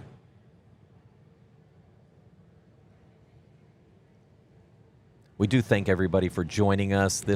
Can you see how many we've got watching? We've got 15? 16 watching right now. This afternoon we'll have a lot more watching. We should be fine. Make sure I don't have anybody sending me any messages. Nope, we're good. One thing I need to clean up, there's a lot of live scores out there that need to be cleaned up. People forget to turn off their live scores. Oh, yeah.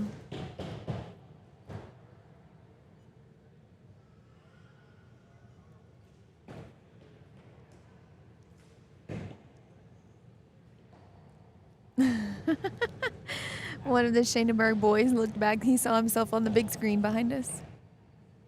That's awesome. Gave a big wave.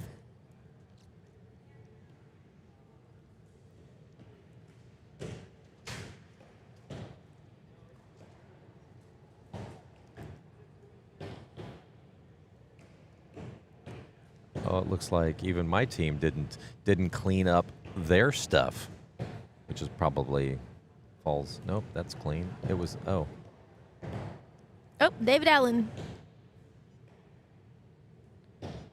Blessing us with his presence. It's good to see him. blessing us.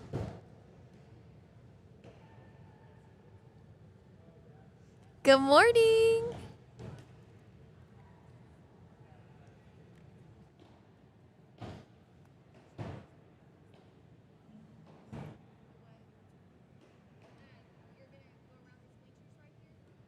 Oh, I know.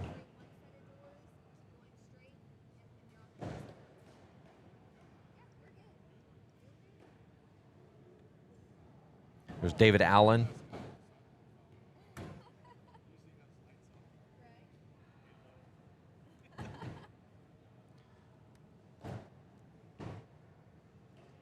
David's our field governor, or not my field governor, but he's a field governor for TFAA for the Houston area, right? Yep.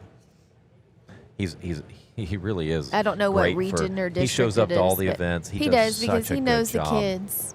Such a good job.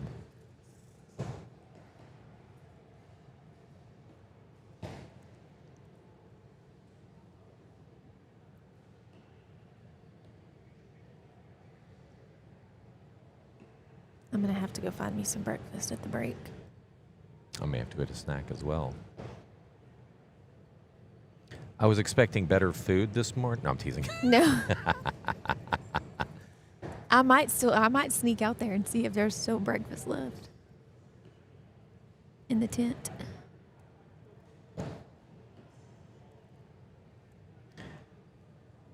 There's a lot of stuff going on Eyes on Score. I'm just cleaning it up a little bit here. One of the Turner girls, I think her name's, I don't know her name. I'm not even going to guess. I know there's a set of sisters here. I love their jerseys, the pink and purple. Yeah. My daughter really likes her pink jersey that we came out Mm-hmm. with.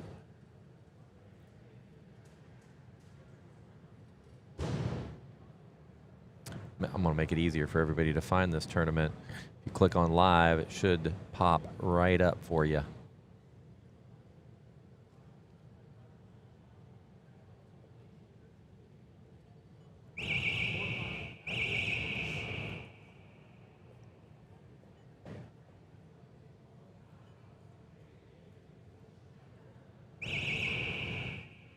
There we go. Should be clean now. One more.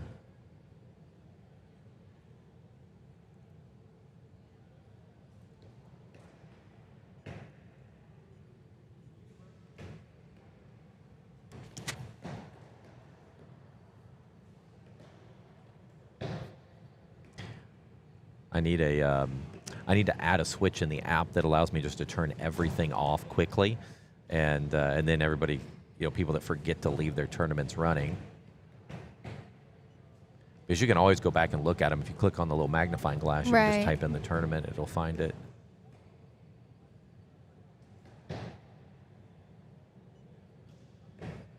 I have a little side. Worth Bowers. From Did you see Worth? Victoria. Yep.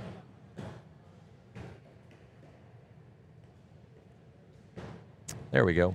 The live tournament now is the Houston Livestock Show Next to and him is Rodeo Connor Archery Aiken. Competition. Connor shoots bear bow, so there's nothing on his bow except for maybe a couple ounces of weight. He is a freshman from Victoria. And then next to him, there's Jacqueline, our video director. See, we know some of the kids on this line. There's Jacqueline. Yep. She's our director. She's been with us for about 3 years. She goes and does the majority of our live coverage. For sure. She's the one moving the cameras. Right now we have Laura.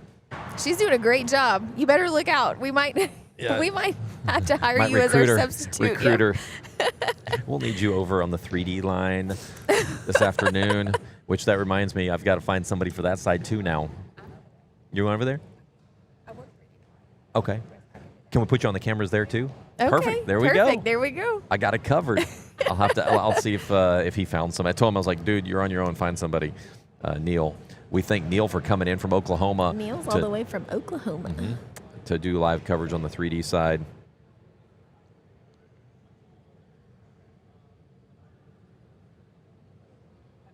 Shadenberg kids waving. Look. Zoom way in on him.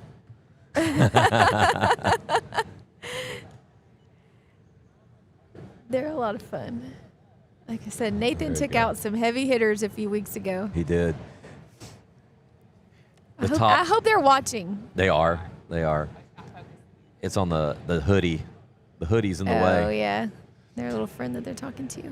Yeah, so there was 13 of the top 16 barebow in the nation came to shoot the Texas Ringer. They flew in from all over the country to shoot this thing. And Nathan comes in third place out of over 40 barebow archers that came and shot. Yep, and we're talking adults. Archers. He is 13, right? Yes, he's 13. 13, and he took out adult barebow archers. So much fun to watch. And they were good sports about it. It was a lot of fun. They made a little video where which went viral. Nathan, it was 3 or 4 of the barebow archers were kind of standing around talking, and then Nathan kind of walks down the stairs like with a little bit of with a little bit of Old West swagger, and then picks up his fingers and makes like a little gun and pew, pew, pew, pew, and he took and the guys would all fall to the floor because he was picking them off one fun. at a time. He sure was. As he was moving up in the eliminations, because the top 16 moved on, so it wasn't easy to even make it to the finals. No, he had to work hard to. You had to take out some top archers to be able to get there. I think that was the 6th end, right? Archers are down scoring. They will remove their targets and switch from bottom to top and top to bottom, and then they'll take about a 10-minute break. And we will also. We'll take a break. Yes, we will.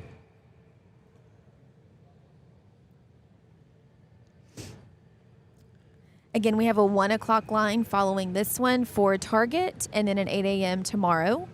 And then on the 3D side, there is 8:15 should probably be finished up by now. There's a 10, 15, 11, 1 and 3, right? Or around those times, 11, 1 and 3. And then tomorrow there's an 8 a.m. line for 3D as well.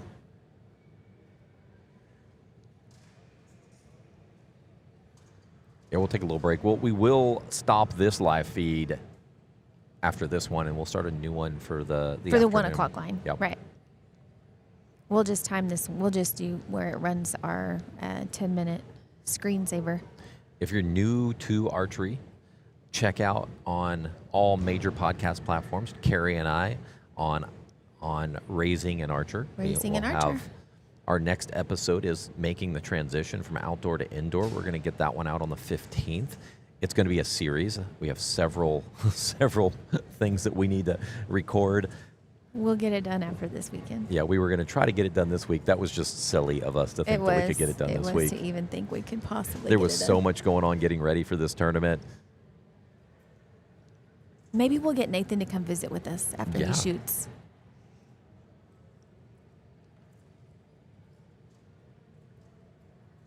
Where do they live? Do you know? Wharton area. So Wharton. maybe in, like, between Victoria and Houston. Okay.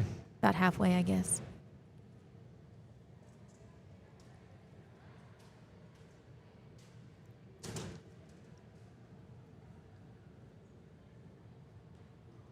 Everything's getting quiet because they're getting everything ready. We're going to talk. What we're going to do is we're going to give you guys a highlight of the scores real quick, and then we'll go ahead and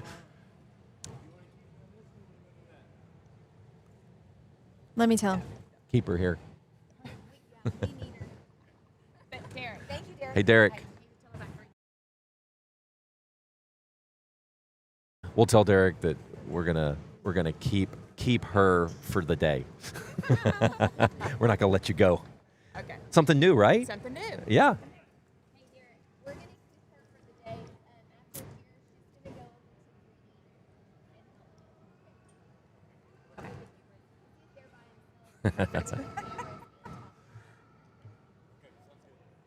Good. All right, good. We get to keep her for the day. So Laura, not only does she get to do target, now she'll get to do a 3D this afternoon. Yeah, now she gets to learn 3D a little bit. You'll learn a lot there. I don't know. I'd like to go sit, and I probably need to go sit with Neil and visit with him because my son doesn't shoot 3D. He shoots mostly target, so I don't have the technical. I can't sit there with Neil live and talk to him the way I can talk about target. I need to sit with him so I can learn from him the technical side of 3D. He's got Nadia right now. Yeah. Good. Nadia is a freshman at Texas A&M. It's working great. Once you fixed her computer for you, so for us, yeah, tech support. We need Michael. We need help. Where? How does that get from there to there? It's like shooting out.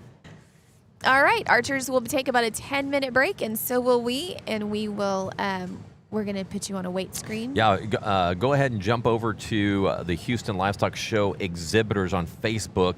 You'll be able to see Neil, 3D and live. right now it looks like we have Nadia Prophet on there interviewing with him. That's great. She did very well at Collegiate. I know that her and Sawyer were number 1 for the team rounds. I don't know how it all ended. It's hard for me to follow all that stuff for that. But she did a great job. That means she was the number 1 3D shooter for Texas the women's. A&M. Yep. As a freshman there. She's an excellent 3D shooter. Very excited that she's a part of the team there. Texas A&M's just give you a little information there. This year is the first year that Texas A&M is going to a tryout format. So they'll have their athletes that they bring in, and then there's going to be some open spots, and those open spots are for archers that want to come in and be a part of the team. Doesn't mean that you can't be a part of the club and all of that. Right. It's just if you're going to be on the competitive side, there's going to be a tryout for that. Yep. Which I think is it's pretty cool. I think it's a needed thing. That's if A&M is going to go ahead and get themselves back on top. They have won the national title 23 times. Last year they lost to the Cumberlands. The year before they won it. So they've got to be a little more strategic because what's happening now is these archers or these teams like Rio Grande out of Ohio, they're being very strategic on how they're going to win the national title. Right. Before we would just come in and shoot and all the cards would just fall and whoever had the most points. Well, guess what? There are a lot of points on the table when you come to fixed pins. You go to barebow. That's where you get your points. Compound is very competitive. And A&M is going to dominate when it comes to compound, and they're going to dominate when it comes to recurve. They've got to be focused on the others. All right. Well, we'll be back. Well, hold on. Let's look at the scores real quick. We're going to check scores real quick. Let's see. Bailey Boyd for intermediate barebow is leading the pack with a 193. Nathan Shaneberg is 260. That's a pretty good score. I think that's going to be the score people are going to probably be chasing. I don't have a lot to compare. We're just going to go down to the freestyle area. Freestyle seniors female. Right now, Shelby Britton and Julia Cook are tied. Julia's got more X's, so that puts her on the tiebreaker. On the freestyle side, Dax is in first place. Nope. Weldon is in second. Yeah, they're tied. Yep. Tiebreaker. No, they're tied. They're tied.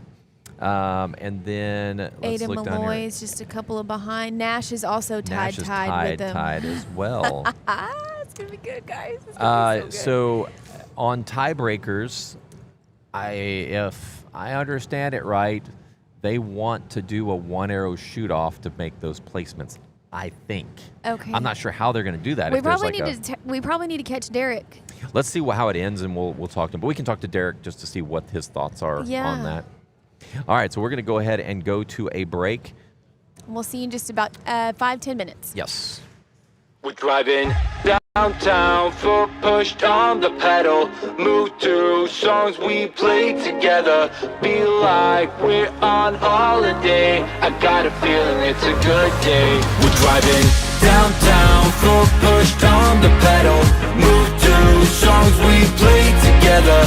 Feel like we're on holiday. I got a feeling it's a good day. Downtown, foot pushed on the pedal.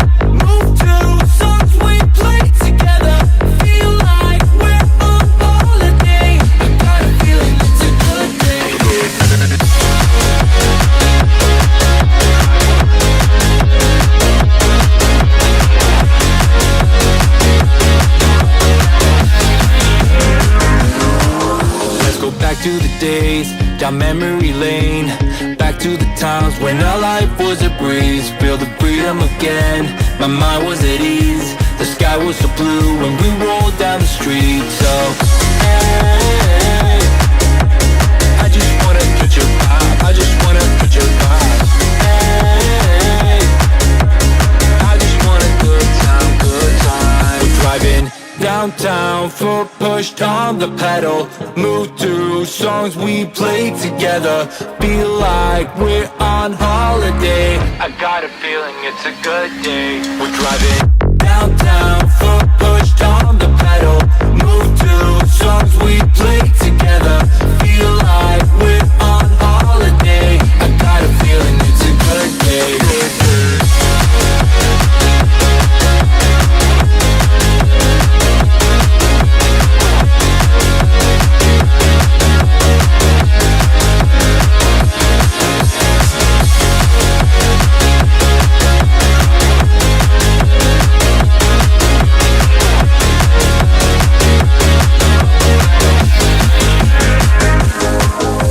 Sun going down, living the dream.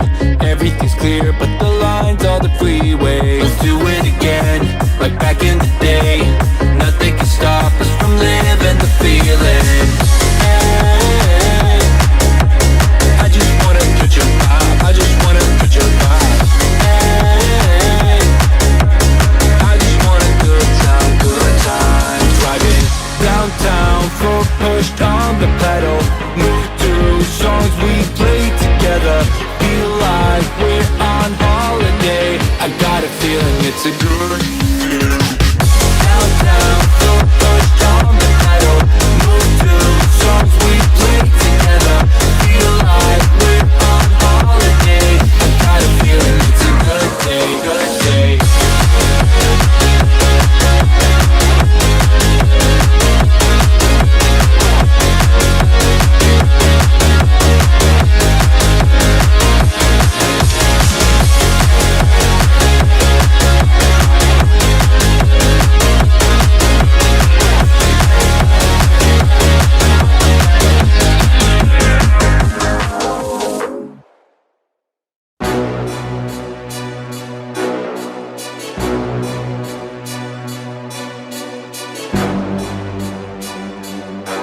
Slim, man.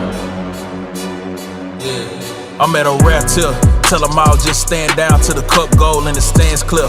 I've been out running top gunning competition, they know who the man here. I can never fail, I can never fall, counted up without a cashier. And last year was real 25, I'm a fast on they heels. Built the last, never last up the gear, hit the gas, I'm a mash till a meal. I can't be lacking till it's sealed, cause this too extravagant to chill. I ain't missing no games, road game, watch me bring it home. I lost a couple out here, it's a cold game, but I bounced back from it strong. We had it locked in for they known, it ain't no top 10, I'm the throne. This how you elevated without selling out, I kept it true to me, ain't never tested clock. Now they like, who is he? Who am I?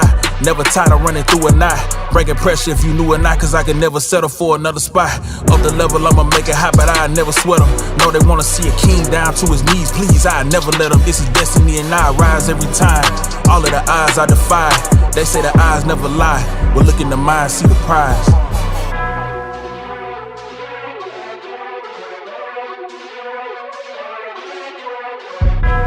Ball hard, no lesser. This dry mind, no Tesla. This whip glide like Dressler. Full court, I bring pressure. I bring pressure. I bring pressure. I bring pressure. I bring.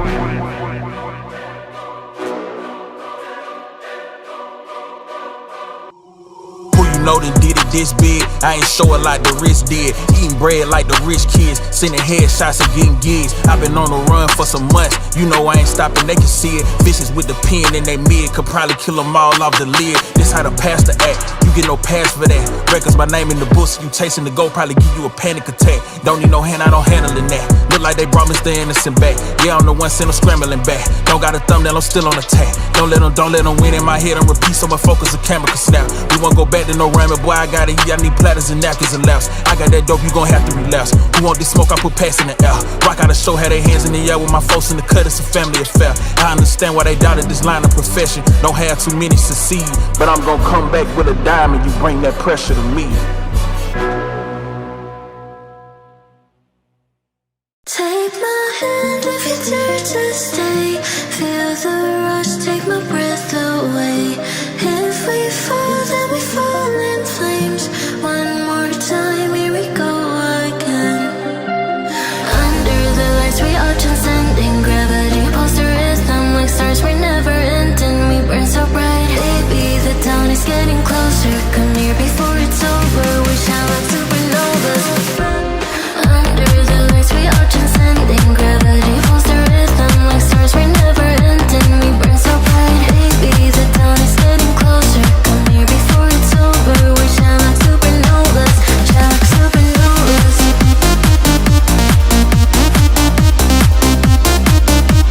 Shine like supernovas.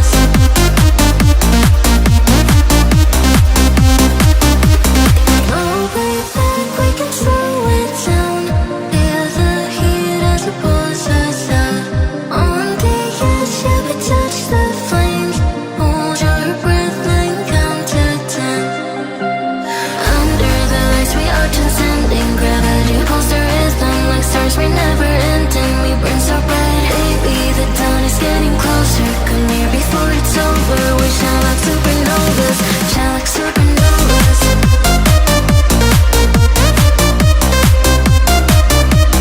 Shine like supernovas. I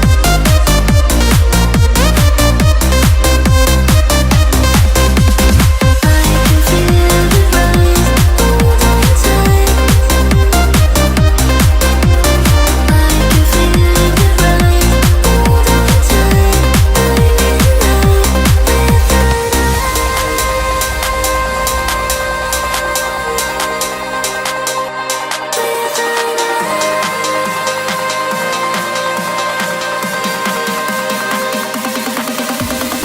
Under the lights, we are transcending gravity. Pulse the rhythm like stars, we're never ending. We burn so bright, baby, the dawn is getting closer. Come here before it's over, we shine like supernovas. Shine like supernovas. Shine like supernovas.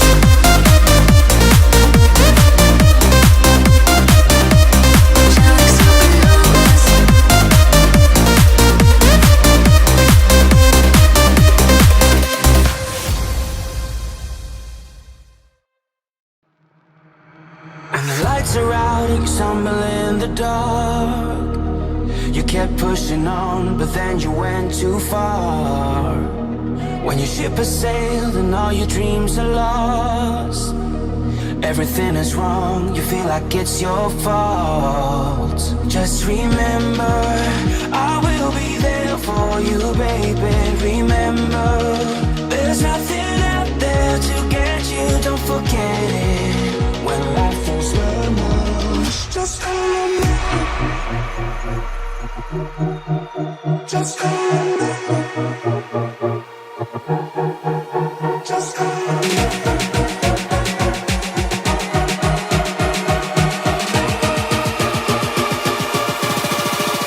Just call me.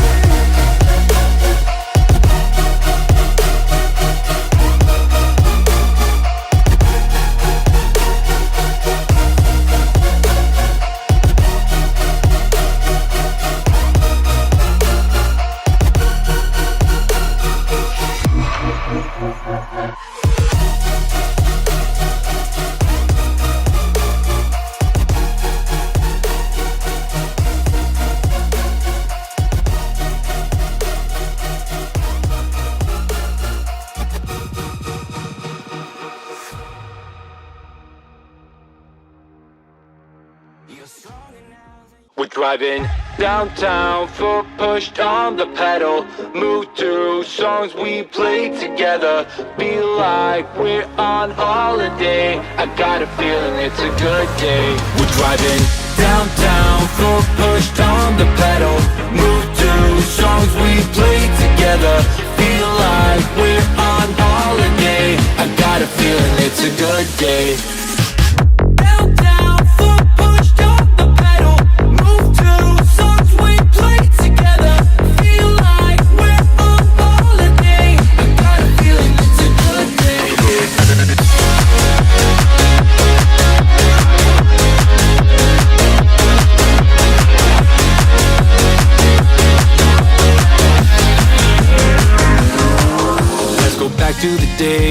down memory lane, back to the times when our life was a breeze. Feel the freedom again, my mind was at ease. The sky was so blue when we rolled down the street. So, hey, I just wanna touch your vibe, I just wanna touch your vibe.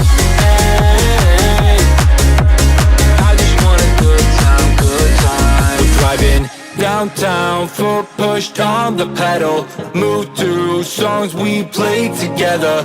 Feel like we're on holiday. I got a feeling it's a good day. We're driving downtown, foot pushed on the pedal, move through songs we played together. Feel like we're on holiday. I got a feeling it's a good day.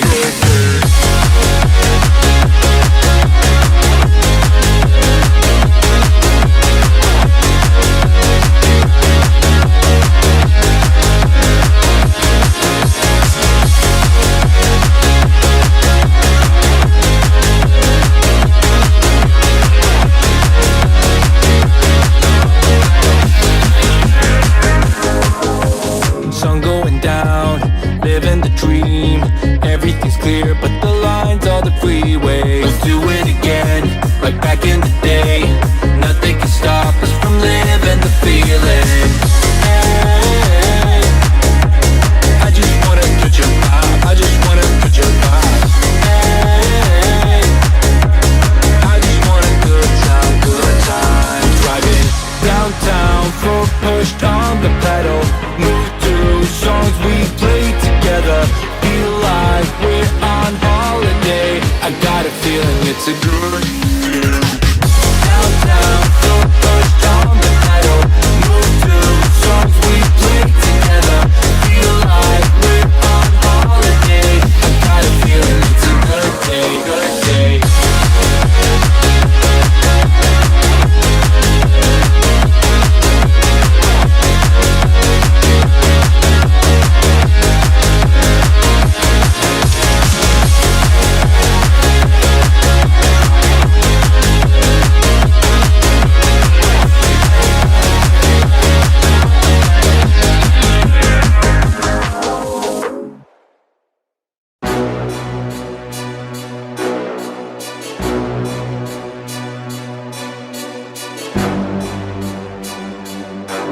Slim, man.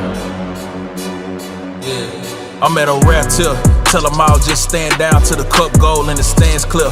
I've been out running Top Gun in competition, they know who the man here.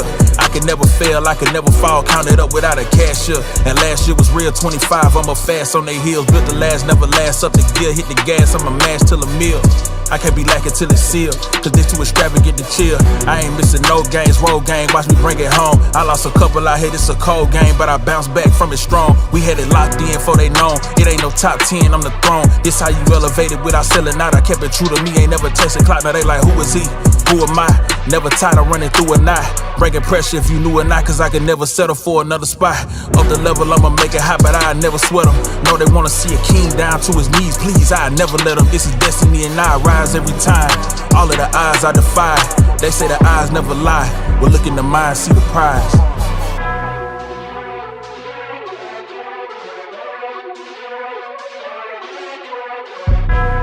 Ball hard, no lesser. This dry mind, no Tesla. This whip glide like Dressler. Full court, I bring pressure. I bring pressure. I bring pressure. I bring pressure. I bring.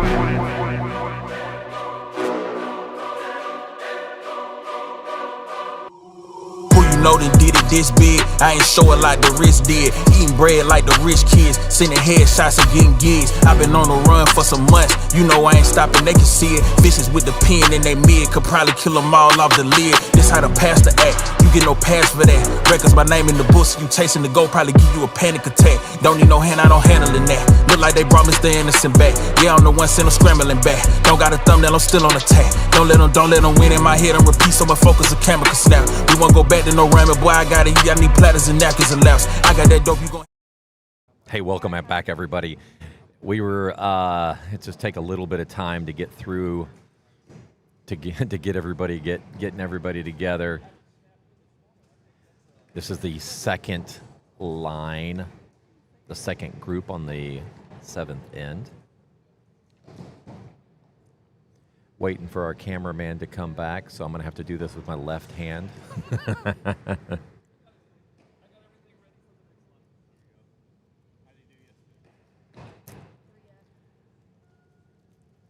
We've got some really good shooters down there. Joseph Burke right there with the green shirt.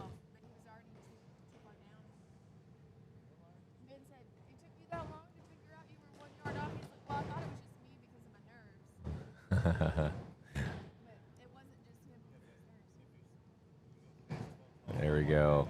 Get a picture. A lot of Houston Archery Center archers down there. Look at, they're all grouped together. See if we can zoom in a little bit here. I'm gonna go get Laura real quick for you, That'll work. and I'm gonna go watch Connor for. Promise, real quick. I'm better. There we go. You're good.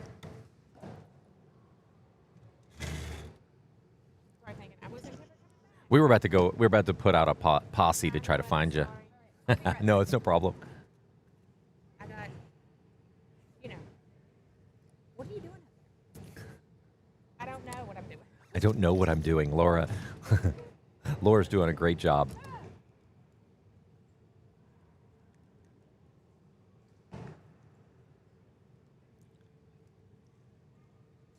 Well, this was the first scoring in after the half. So we're just about to go. This is the second group. So we will be going. We'll be scoring here in a moment. You can get live scores. Go to eyesonscore.com, click on live scores, and you'll see it. You will not see the 3D side. The 3D side is live, but it's not live for everyone to see. Only the admin on the back end can see it. That's by design because they don't want to give any advantage to anybody shooting later in the weekend where they know what score they have to beat. So do they want to go aggressive or not? Because there is a strategy when it comes to target or to 3D archery. The schedule for the weekend. This is the second qualification. So once this is done, we're halfway through the weekend when it comes to qualifications. 6 p.m. last night. We had 40 archers show up and shoot. This morning at 8 a.m., it's around 50 archers are shooting right now. 1 p.m. is the biggest line with 156 archers registered for that time. This place will be full at that point. Tomorrow morning at 8 a.m. will be the final qualification. It's a smaller crowd, I think 50 to 75 archers. And then at 1 p.m., we go into eliminations. Reason why it's at 1 p.m. is because we want to go ahead and so everybody can watch the 3D group. So the 3D group will be shooting. They're every 2 hours, roughly, hour and 45 it looks like, and it takes about an hour and 5 minutes for them to get through 20 targets for scoring. So they'll have their final qualifications at 8 a.m. tomorrow as well, and then at 11 a.m. will be the shoot down. There's 3 of them that are shooting down. If you had 15 archers in your division, 15 in your division, you would go to the shoot down. If not, it's just whatever your qualification scores are, that's what it is. We've got 1 or 2 archers still just on the line shooting. I'm sorry, just 1 archer it looks like. It's a makeup is what it is, because there's no time on the clock. So they had someone that had a equipment malfunction, and so they're doing their makeup arrows right now. The clock is not running, but because they're running the clock right there with the archer, and they will call out the times for them as they're shooting.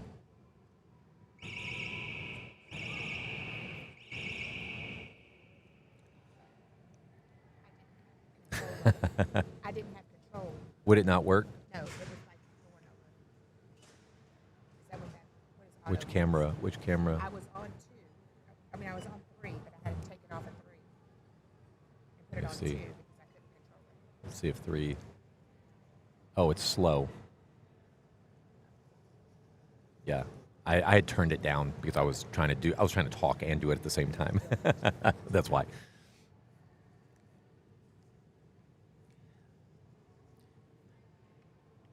So it looks like we have a pretty good match.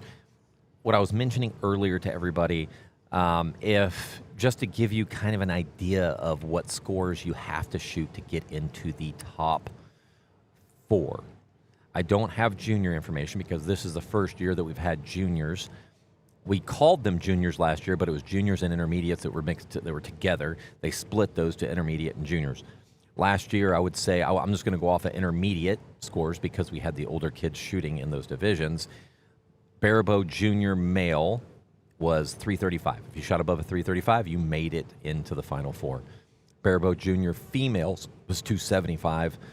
Barabo Seniors male was 417, and for female, it was 342. Recurve Junior or intermediate male, 481 was the watermark, so you had to shoot above that to make it into the Final Four. For the female intermediate was 471. Those scores were all real close when it came to male versus female. On senior, recurve senior female, 514 was the score to get into the Final Four. That score and the top score was 570, so there's a big span there of archers. So you're going to have to, this one's going to be interesting because there's a lot of good archers that have moved up from the juniors into the seniors this year. Senior recurve senior male 550 was the watermark. So and there was like a 3-way tie for 4th place to get into that spot as well. NASP junior males 249, females, intermediate male was 249, and for female it was 270.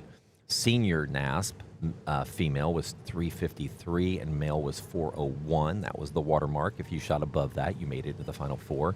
Compound senior female was 557 was that mark. I have a feeling that number might be higher this year, but we'll see. On male, because the male one was so high. So females was 557. The males was a 591 out of a 600. You had to shoot a 591 to even make it into the final 8 for that group. And I think that number is probably going to be pretty close. You're going to have to shoot around that to get there. Compound junior female or intermediate was 557 to get in the top 4, and for intermediate male was 578. That gives you kind of a good idea.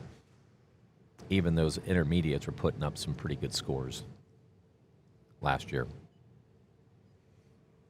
We have a couple of those kids that shot some top scores that would have put them in the top, would have put them in the top or real close to it, or have moved up into that division. So they should be putting up some good scores as well.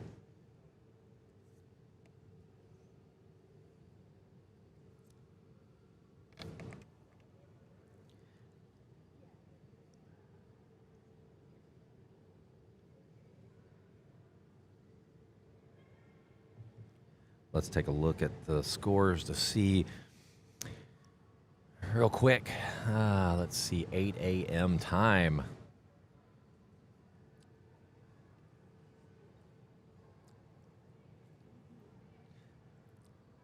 So right now, Nash is in first place with the tiebreaker, so he shot more X's than 10s on the others. Weldon and Dax are still tied. Let's see, second. Oh, whoops. Scores haven't updated. Never mind. I was looking at it wrong. Strike that. Strike that.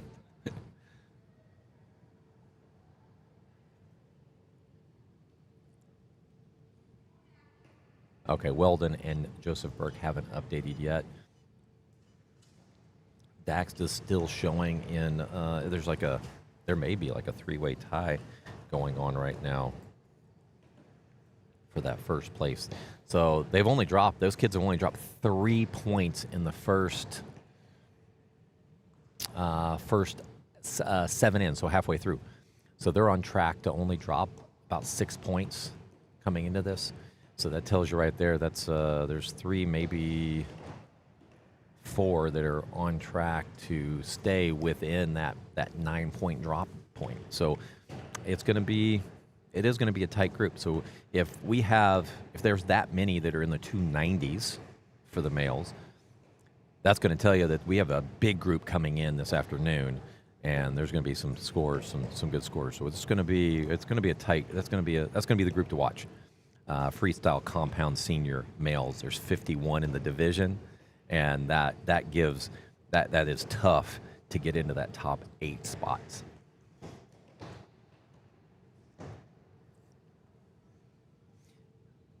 What I was mentioning earlier, you can watch both the 3D and the target on YouTube on Racing and Archer. We went ahead and turned off target going to the Houston Livestock Show and Rodeo exhibit page on Facebook. 3D is on that page right now. That's the one that they are using that one right now. It wouldn't allow us to send 2 streams to Facebook at the same time, apparently.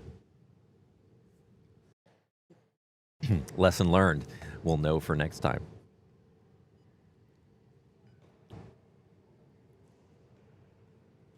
I think that's Aiden right there at full draw next to Dax in the light blue shirt, Dax. You have Nash next to him in the orange jersey.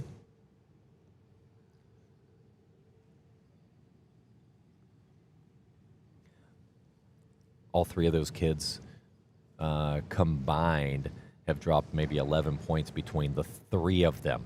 So there's not a lot of points been dropped. Nash and Dax have dropped 3 so far. Aiden, I think, has dropped 5.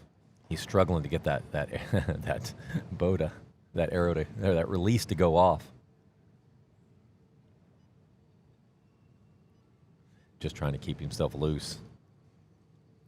There's no music in here, so I don't know what he's bobbing his head to. But there's some music going on in his head, for sure. Couldn't get that last arrow off. We got kid waving in the background.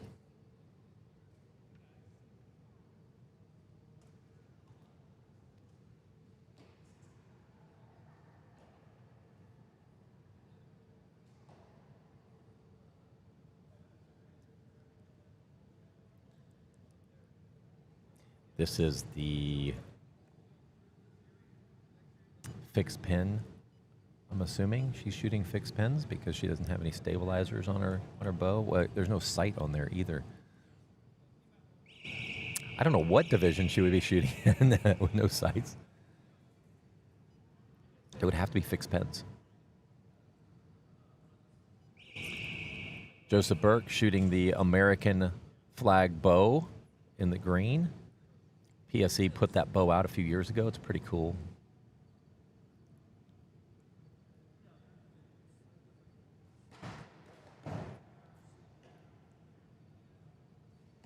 A good view of some top archers.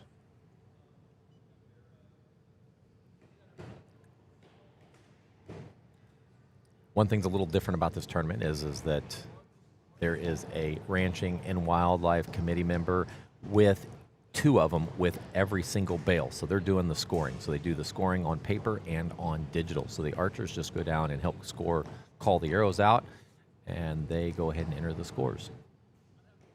We do have judges here in case there is a questionable call, and so if somebody believes it's in and the other one believes it's out, they'll call a judge over, and the judge is a final call. How that works is there is no explanation. You just walk up. If it's a 10, you say it's a 10 and walk away. If you look at it, actually what you do is, the whole process is the judge walks up and he says, is there a discrepancy on the calls? And they say yes. Say which target and which arrow it is. They said, well, it's the top right one and it's this one arrow here. Is it a 10 or a 9? The judge will look at it and call the arrow and walk away. There's never any explanation that is needed when it comes to explaining that an arrow the call is in or out. And so, as you as an archer don't have a right to question it at that point. That is not on an arrow call, there is no protest. There's no nothing. So once the judge makes the call, they're done. They just walk away, and there's nothing that you can do. And these judges are fair. I know all of these judges. They're all gonna to try to make the best call that they can make. It's hard on some of these when they're so close. You have to get really close to the target and look at the line to see if it's touching or not touching. It can be a challenge sometimes to call an arrow.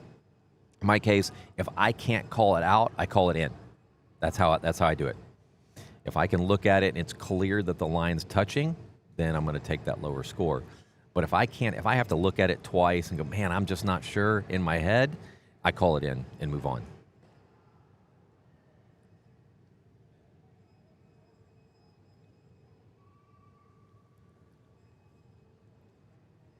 There we are. I'm going to wave. Hey.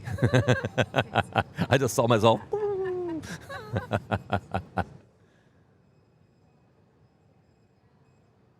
Madeline Yee, right there, the one standing in the center. She is one of the top youth recurve archers in the nation.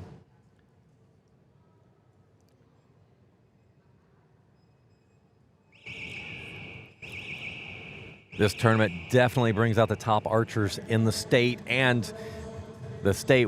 Texas has some of the top archers in the nation that shoots. So I love seeing all the archers that come in and participate. And I love that if you're going to win your division, you're going to have to work at it at this tournament. There's no give-me's. When there's this much money on the line, it should be tough.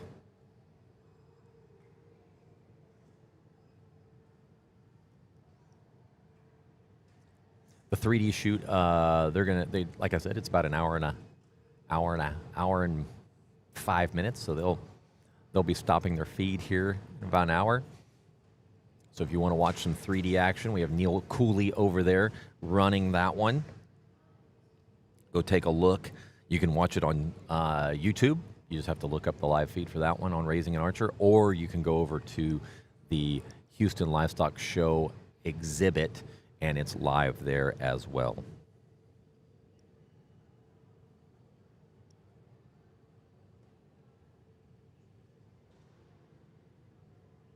I'm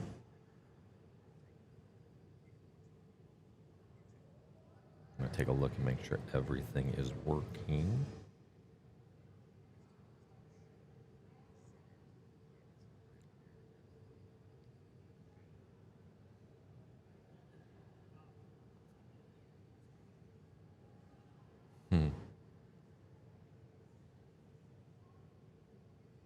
Yep, just went over Houston Livestock Show exhibitors. If you go to Facebook on there, you'll be able to see their setup. They've got an amazing setup over there. It fills the entire 100 yards. So if you're going to walk from one end to the other, you're going to walk a football field to do it. It is spread out. Tomorrow will be fun. There's going to be the shoot down in the morning. We'll have live coverage of that shoot down. There's 3 different divisions that are going to be shooting it. Intermediate pins, male finals. We've got the senior barebow finals and the senior open men. Every one of those divisions had an opportunity to shoot the shoot down, but you had to have 15 archers in that division. On the target side, to go from top 4 to make the finals to top 8, you had to have 24 archers in your division. There's some talks to say if you had 48, it'd go to top 16. So because there is one division, the male senior freestyle is at 51 archers this year. That is a big number. So if you want to win that, you gotta beat out 50 other competitors to win it. That's going to be a tough one to win.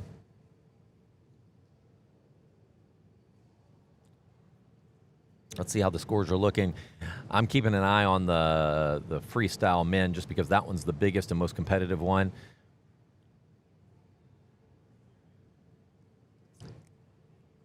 Let's take a look here. compound senior men. Let's see if they've all updated. They have not updated yet. So I'm going to give it a minute, let those scores update beforehand. Julia Cook on the freestyle compound senior females is leading by 3 points over Shelby Britton, 396 to 393. See if there's any other big divisions. Recurve senior female, Madeline Yee, I was just talking to her, she shot a 282 on the first round. That is pretty solid shooting. Impressive shooting is what that is. Last year, I think she shot in the 270s and ended up ranked number 1 coming in. She's going to be tough to beat. She'll be the top archer to beat. I think she's a sophomore or junior this year. I'll have to ask her mom. If anybody knows Madeline Yee, what grade she's in, she's definitely not a senior, so she's going to be around at least 1 to 2 more years.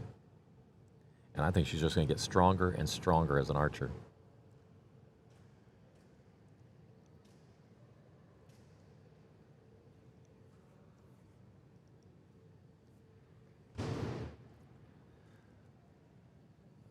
So that would be your top. So recurve senior male, Ethan Chan, which was, I think he made it to the finals last year. I can't remember if he won or not. I think it was him and Kalen Shanklin, maybe. No, Daniel. It was Daniel. I think it was Daniel.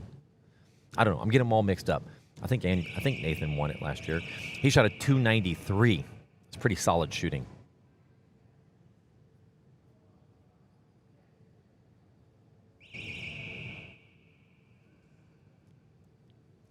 Barebow intermittent female, you have Bailey Boyd with a 258. Nathan Shaneberg, which I would say is probably one of the favorites on the intermediate barebow male side with a 341.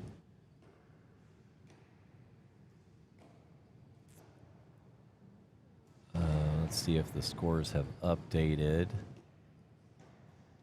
They have. Dax is in first place. He hasn't dropped a point yet in the second half, and he's shooting a 397. Second place is Nash. Hasn't dropped one either. He's at 397. Tiebreakers, X's, and then 10s, so that puts him in second place for the tiebreaker. Aiden Malloy, 394, right behind him. That's all within just a few points. Doesn't take much to catch back up. Weldon Bowers is also, he's in fourth place with a 394. Like I said, I think that watermark is going to be, they've dropped 6 so far, so that gives them 1 to 2 left, I believe. You've got to stay in the 590 area to be able to make the finals in the men's, in the boys, in the male senior division for freestyle. If you want to go look at those scores, you can.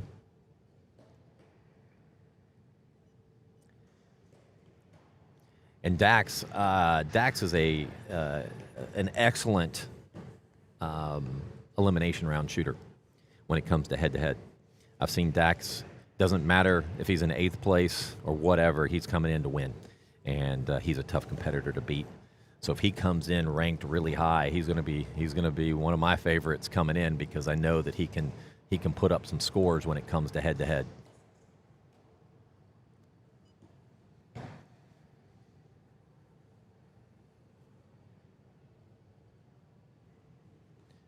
You have Nash on the left. You have somebody waving in the background.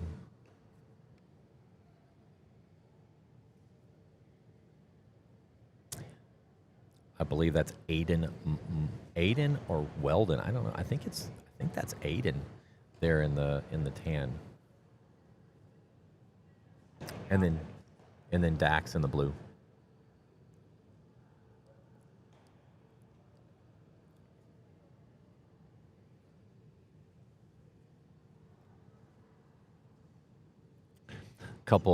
Couple clicks. Not that it makes any difference, you know, 1-2 clicks, it helps in your brain. Feel like you're shooting low, just put a click in there, get yourself back up.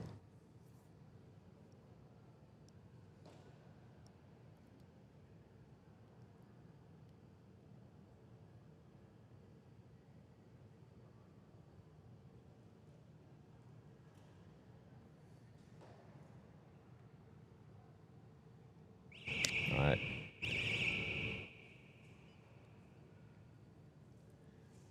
Kids shoot. Some of these kids, you can see there's a lot of weight on the end of their bows. So there's some archers will shoot barely any weight on the front, a lot of weight on the back.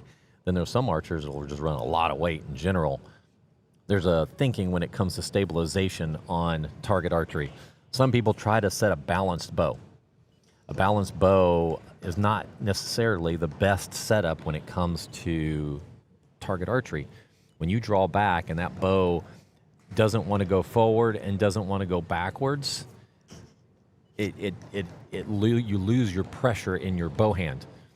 So you don't have the pressure that you need. So you'll see a lot of people that put a lot of weight on the front of the bow because they want it to dip and they want to push into it to try to get that bow to lift up into the target. So what it does is it causes way more pressure in that bow hand, which stabilizes and holds it steadier. Some really like youth on the other hand. So adults, a lot of adults do a lot of weight. Big, strong archers do a lot of weight in the front. When you come to the youth, you'll see a lot of weight in the back and a little bit of weight in the front. It's the same idea. That bow's wanting to lift up. It doesn't want to droop low. It'll force the bow to want to go up and stay high, which then allows you to really push into the bow to get it back down into the center. So either way is okay. Like, it's really whatever the archer is more comfortable with.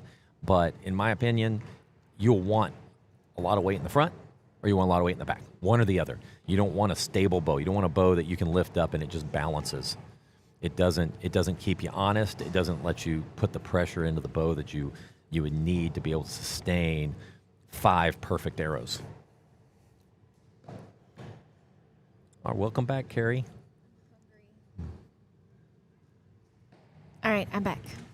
Did you not grab one of the breakfast sandwiches? They weren't okay. I can't do that. Thank you, though. I'm really like at 11 o'clock. I might go take another break because I might get a barbecue sandwich early.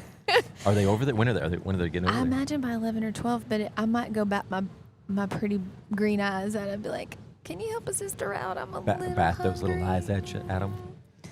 So we're talking about weights on bows. What is your thinking? Do you have any thoughts on a front heavy versus a back heavy versus a balanced bow? Balanced, 100%. Those bows are made. Usually they're like a little top heavy, right? Like they go forward just a little bit because that's obviously the direction your arrow is going to go. But I like them to sit balanced. That's funny because I'm completely opposite.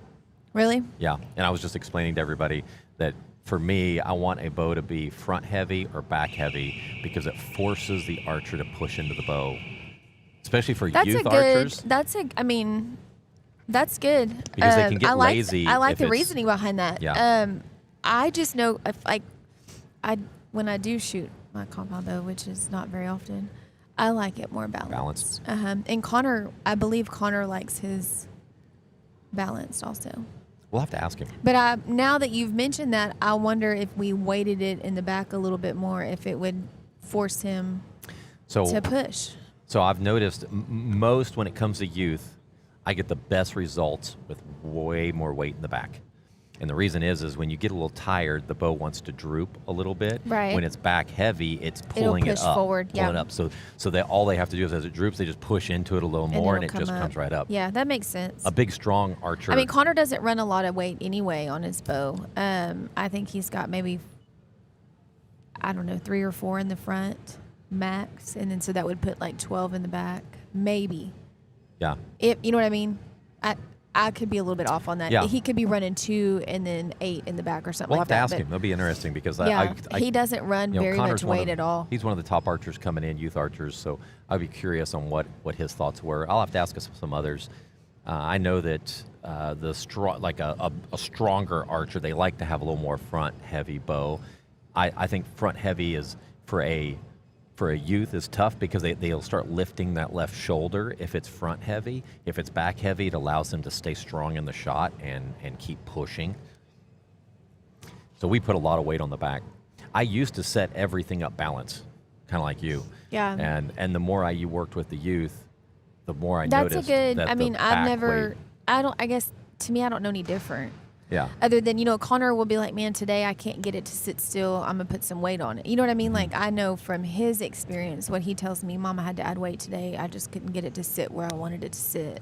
The one thing I'll tell you too, when it comes to the front stabilizers versus the back stabilizers, I get 1/3 ounces for the front because a lot goes a long ways on the front. So if you put 1 ounce on the front, to counter that is about 4 to 6 Yeah. ounces on the back. I think Connor runs more like a 3 to 4 on the back. For Yeah, 1 3 to ounce on 1. the front. Yeah. Yeah. And It's everybody's a 3 little the different back. on that. Ryan, at one point when he was younger, he ran something like 1 to 8, 1 to 9.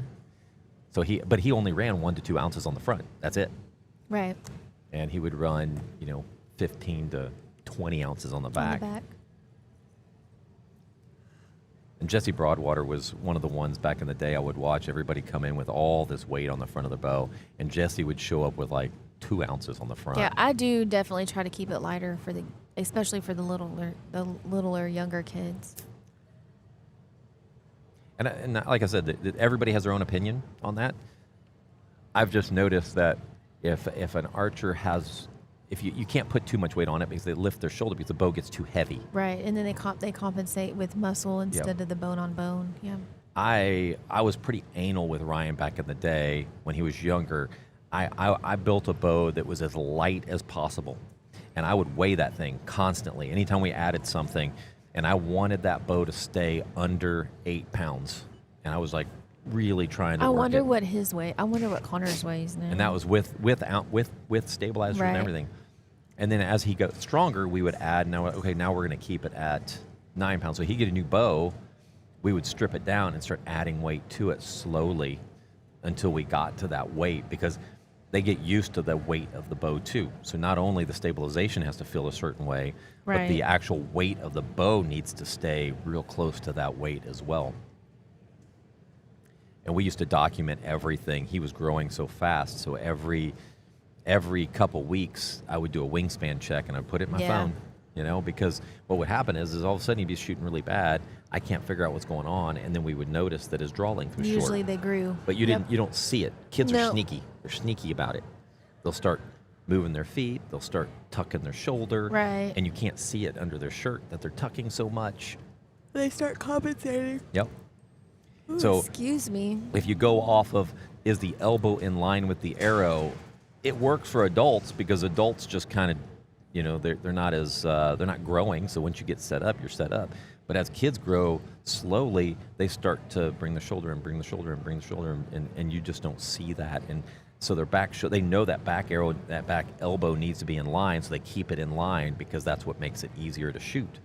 So if that wing starts to come out, the release won't go off as easy. So they compensate another way.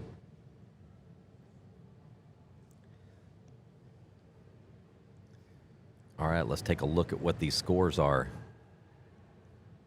So I'm wondering, Carrie, because you have a compound shooter that's shooting at this level with these kids, will he know what score that he needs to score to come in here, or does he just stay away from the scores, not knowing? I don't the know. I was target just side? talking to Ben about that.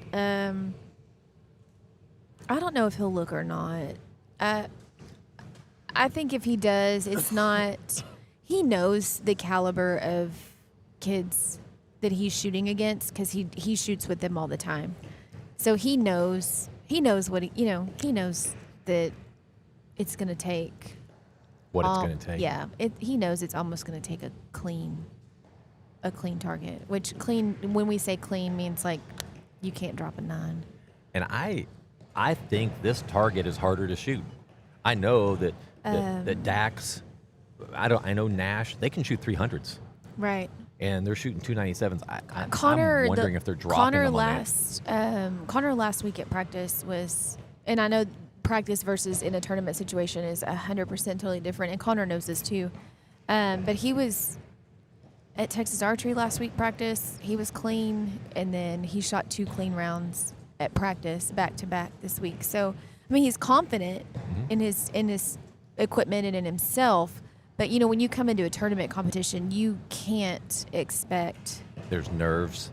There's tight. nerves, the adrenaline. The adrenaline, I think that's probably the big thing. He's shooting 3D right now, which is good. not a lot, but it's a little bit of a warm up. That's good. kind of why that's why I schedule his 3D first, because it's 20 targets. Get those nerves out. It helps him relax and kind of get in the groove with some of the guys he's shooting with. And then he'll go to the practice range because he's shooting his freestyle. So he's shooting bow hunter right now. He'll go swap things over, go to the freestyle, and then make sure at the practice range that things are where they should be still. Yeah. But that 3D is just a little warm up for him. He normally shoots a couple of 100 arrows a day at least. So this is nothing. no. No, I would do the same. I would have if Ryan was still in this. Granted, Ryan's now 21, but I would have him shoot something like at Vegas to go shoot S3DA, get those nerves out. S3DA, get the nerves out, and then come shoot. You know, then your target round starts. And I really love the S3DA. So if you're going to Vegas, sign up for S3DA. Yeah, that's a good and one. shoot that shoot. That was Connor's first 300 on a Vegas face. Was it? Nice. At a tournament. He shot him all day long at practice. Yeah, you know, Ryan. It took Ryan until last year to get his first 300 at Vegas. It was always dropping 1 point. And that tournament situation is. Yeah, he came in. He came in shooting multiple 900s in practice, and then can't shoot a 300 if his life depended on it in Vegas. The caliber of archers that we're talking about, these guys, like I said, you know, they put a lot of pressure on themselves. There's no room for error in this game in their age group, and the kids know that. These guys know that, and so they do put a lot of pressure on themselves. So it's, and I don't like that, because I know Connor's coming in here thinking, I need to be clean, but really he just needs to shoot his best. That's easier said than done, though. I'm not the archer. Not the archer. It is way easier said than done. Way easier said than done. I mean, I've never shot a 300, so I don't even know what that goal would look like for, you know what I mean? Like, for me, that would be... Vegas 300 is legit. That would be years of practice. For my type of practice is I pick up my bow, I shoot 30 arrows, and I'm like, all right, good to go. So my problem is I haven't shot much in the last year and a half. I haven't shot in the last 2 or 3 years. I know I might pick up a bow. I talk too much. So I'm not a good practice archer because I'm a very social, a social archer. So when I'm there with Ryan, when I was shooting back in the day with Ryan, you know, he didn't want to talk. He just wants to shoot. Right. You know, we may have a little chit chat. That's it. Does he ever try to coach you? Connor coaches me. A little bit. Connor tries to coach me, and I'm like, I know, thank you, I know, but I'm just here just to sling some arrows with you. But he will try to coach me. Mom, you're slapping the trigger. Mom, you're not following through. You're dropping the bow. Yes, I know, but I just do it for fun. Yeah. Aggie Invite's coming up, so that'll be fun to see everybody there. There'll be a lot of these archers there. Yep, the next big one is Aggie Invite. We'll go back to 3 arrows instead of 5 arrows per end. What's the math on that? 30. Max of 30. 3 arrows, 10 apiece, that's 30. I just can't believe. So, you know, for me, you know, my son started shooting at 9 years old, and we've shot very competitively over the years. He's now, fast forward, he's a senior at Texas A&M, shooting for Texas A&M. In the last 12 months, he's made 2 world teams, traveled all over the world to shoot. which has been amazing. We've been fortunate enough to travel with him when he went to go shoot at these things. So it's really been an experience for us and the family to be a part of those. You know, it's just last year was he was. I'll brag on him for just a second. You know, he made the world team and then made collegiate All-American his junior year. So a lot of fun. Like, it's just Archery's just not to see that the same thing. I mean, it is the same thing. Like, yes, these kids are shooting 3 or 5 arrows at the exact same target for the next 2.5 hours. Understand, but the mental capacity that these kids have, I don't have it. No, I mean, I just to be, I'll be straight up. I don't have the mental capacity to shoot 60 arrows, 60 perfect arrows. No. My mind drifts, and maybe that's my ADD, but my mind drifts. You have to be hyper focused for 60 arrows. For 4 hours. For 4 hours. 2.5 to 3. It just kind of depends on how fast the tournament's running. But for up to about 4 hours, you have got to not have a single mental lapse. But you get to, outside of 4-H, the kids usually shoot. Is that Riley? No. No, Riley's shooting at 1. Okay. Pretty close. I saw a little girl out there shooting freestyle. I see it now. There's not her. My eyes are so bad, so bad. You get, during 4-H shoots, you shoot with the same kids over and over and over again usually. When you get outside of 4-H, it's a whole new world of archery. Connor's got friends in, 8 to 10 different states. He is more traveled as a 14-year-old than I was as a 14-year-old. Oh, definitely my kids have traveled well. Archery does, if you want to take it serious, there is some serious travel. Speaking of travel, is Connor going to go ahead and try to shoot for the USAT team for U18? For U18? Probably so. I mean, I don't know. I'm going to say yes. Like, that is a huge goal for him is to continue to make the USAT teams, but he'll be a baby on the U18 next year. And so I'm kind of like, well, do we go venture into the 3D like Derek suggests? You know what I mean? Like, do I spend our travel? But does he want to? There, I don't know. See, that's what he kind of flip flops. I think this is the second or third year Derek has really tried to pull him into the 3D part of it. And I'm game for it. Yeah. I tried with Ryan. Ryan would do kind of like that, like, hey, yeah, I'd like to do some 3D.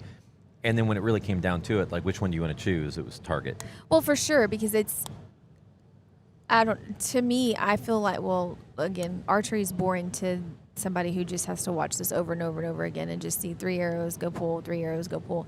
But at least in target, it's 3 or 5 arrows, right? Yep. Or 6 if you're shooting outdoor. In 3D, it's 1 arrow. And you wait for your little scoring group to finish. So you could have 5 people shoot their 1 arrow. That's what drove Ryan crazy. And then you walk down there and pull. You can't ever really get in a groove or a rhythm. At least with indoor target and outdoor target, you can get into a rhythm. But there is strategy behind it, and that's where I don't know. I don't know the game. I don't know the strategy. But you have to know the animals. You have to know the animals. Derek's talked about. Well, if I'm shooting with somebody who always goes for lower 12s, I might throw one in the lower 12 and make them change up their game. You know what I mean? Or if they've gotten real comfortable in the lower 12s, then him putting his arrow there. Well, that makes the other archers either try to squeeze one in, or they're going to go upper, which they may not be comfortable with. So there's some game and strategy behind it. I just don't know it, and I don't know it enough to teach Connor. What I need to do is get him in a 3D situation where somebody will teach him the game. That's the thing. We never really got into it. And then he might like it because Connor's a smart kid, and he'll be like, okay, we're gonna do it this way, and you know what I mean, like. So I'll tell you, 3D, we were around it too. Derek and Ryan shot a ton together, and he tried to get Ryan to shoot 3D. He shot a couple times. It just wasn't that enjoyable to him. And it may not be for Connor. The single shot. It really may not be for Connor. And some kids love it. I mean, I'm just saying for him, it wasn't there. We've tried one local 3D, and we didn't even get to finish it because of the weather. And it was slow, and it was, boring. Yeah. Ryan loves field.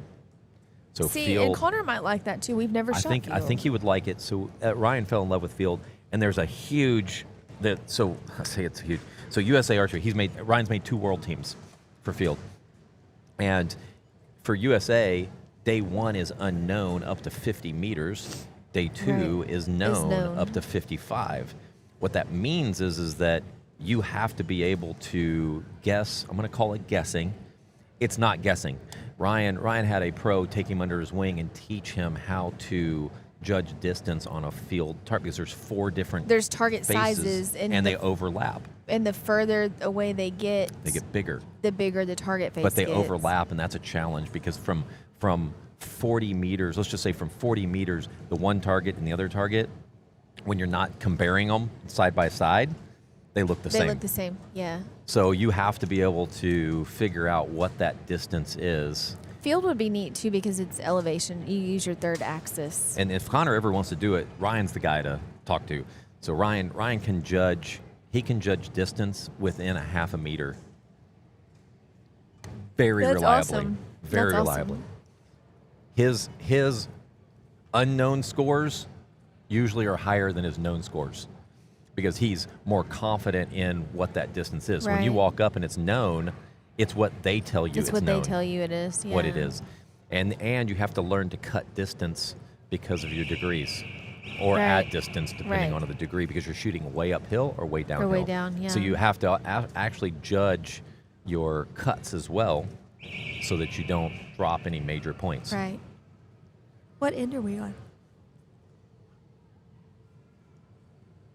5th end, so 2 more ends. 2 more ends. I'm getting the sleepies a little bit, All right, so but let's I really am see. getting the hungries. So Dax has dropped 1 in this second round. He's leading right now with a 496, so he's only dropped 4 points. We have Nash Thomas has dropped 5 points so far. Aiden has dropped 7. He really needs to clean the next 2, I believe, to give himself the best shot at making it. And Weldon has dropped 9 points. He's on the bubble. Like, he can't drop anymore. Right. I mean, there's always a chance they could make it. I'm just Yeah. saying, this competitive group, I would be surprised if you don't shoot in the 590s, you're probably not making the top Right. 8. Which, these are still decent scores. These are good scores. They're great. They're great scores. You can tell the nerves are starting to kick in a little bit for everybody.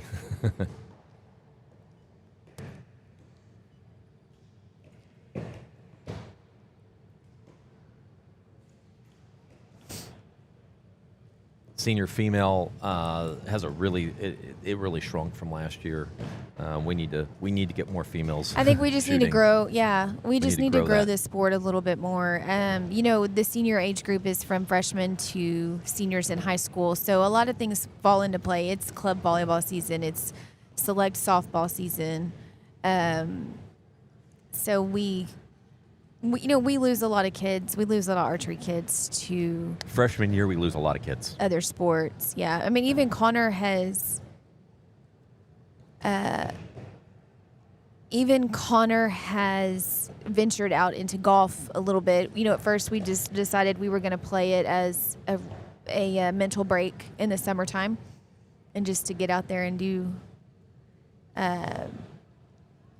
something fun, but still be active. And now he is part of the high school golf team. Well, that requires 8 hours of practice, and he even came home this other evening and he was like, man, he said, maybe I made the wrong decision in signing up for golf, because I feel like I'm being pulled in 2 different areas for commitment. So we understand, when the archers move up to high school, there are other, and plus your studies, your education should be number 1, and then archery or your sport second. So you really need to learn to balance.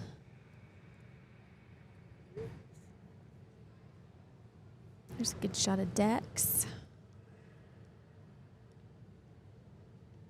Got about 50 seconds on the line left, and there's a couple of archers still shooting. Maybe 1 or 2 arrows left. Probably just 1 for Dax, if I had to guess.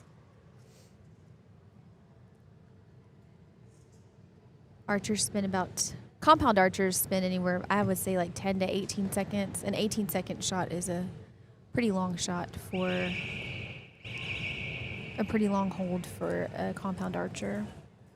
The barebow recurve archers are anywhere from like 8 to 10 seconds usually is what you get on theirs. Hi, guys.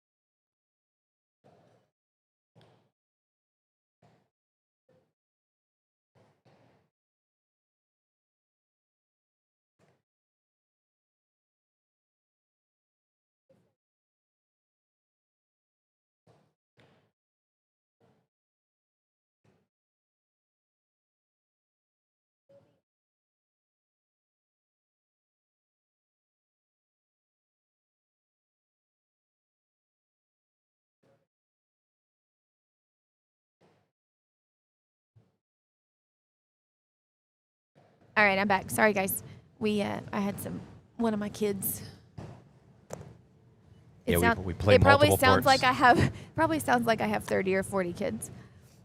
Yeah, we play multiple parts here. One child that belongs to me, and then I coach a good number of archers. But we play multiple parts. We are raising an archer. We are raising archers. We are raising archers. Yeah, it was probably in 2022.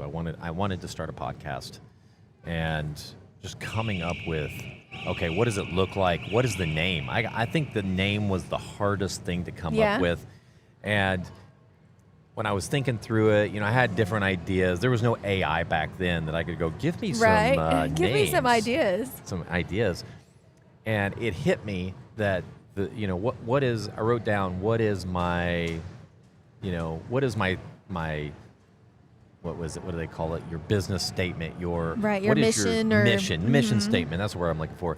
What is your mission statement? My mission is to get information out to our archers and to our parents. Yep. On what to expect. To grow the sport of archery. That is why we are here, is to grow. Me. I woke up and I'm just like, raising an archer. That's what it is. We're raising archers. We are raising Doesn't matter archers. if it's hunting. Doesn't matter if it's target archery. We're raising them to shoot their bow. To shoot their bow. Yep. So that's how I came up with the name. I learned. I guess this was probably about the time Raising an Archer started coming live, but we would turn on the Vegas shoot when they would stream it before we would go to it. And they do what we do, right? There's a comment, a main host, and then they come and bring in co-hosts, And you learn so much by just listening to the hosts. It's true. You learn about archery. You learn why a certain person is using a certain release, or how how they're using it versus maybe how it's supposed to be used. We do need to talk about equipment a little more. You learn from especially me. I learn from listening. So and so we're just bringing that on a local level to the archers and parents. And the information we give you is just experience that we have. Sure. It's yes, not, that's all it is. It's not anything scientific. we didn't go any training. We didn't do any of that. It's just maybe over just the a years. little bit, but not. Yeah, it's Talking to other the people. training. I'll tell you, the training that I have, all my certifications that I have in order to coach kids, doesn't teach you how to coach kids. Right. It doesn't. That is a Kind of gives you a foundation. It gives you a foundation of what Yes, there's 13 steps to the shooting process, and your feet need to sort of stand a certain way, that kind of thing. Your posture needs to be upright, that stuff. But it doesn't teach you how to coach kids. I think it's called pedagogy. Like, that's how you teach kids, is pedagogy. Like when teachers go to school, I thought they're pedagogy learning. meant performance. I thought it was like I don't the know. Do you art know? of teaching. I'm gonna have to look it up, but it's like the art of teaching something. I'm looking it up right now on AI. I don't know. I don't know why. The art of teaching the kids is not taught to us during our certifications. That is all just by experience and taking and just teaching kids. That's how we get our. I don't know how to spell pedagogy. PEDI. Talking to it, yeah. Pedagogy. I can't even say it. There you go. That should be that one. That's it right there. It actually caught that. It's weird. Even knew what I was thinking. Versus the art, science, or philosophy of teaching and learning. There you go. Yeah, pedagogy. That's. I was wrong. It You're is right. the art of teaching and learning. And a lot of people have asked me, like, "Are you a school teacher?" No, I'm not a school teacher, but I think I do carry those traits of learning to teach kids and like meeting them where they're at, because you can't teach and coach the same, like different children the same way. Can't do it. Again, there's a foundation, but for the most part, everybody's individualized, and you teach them. I love coaching archery. I really, really do. It fills up my cup. Now, come March, I'm probably tired and I'm complaining a little bit, but I love coaching archery.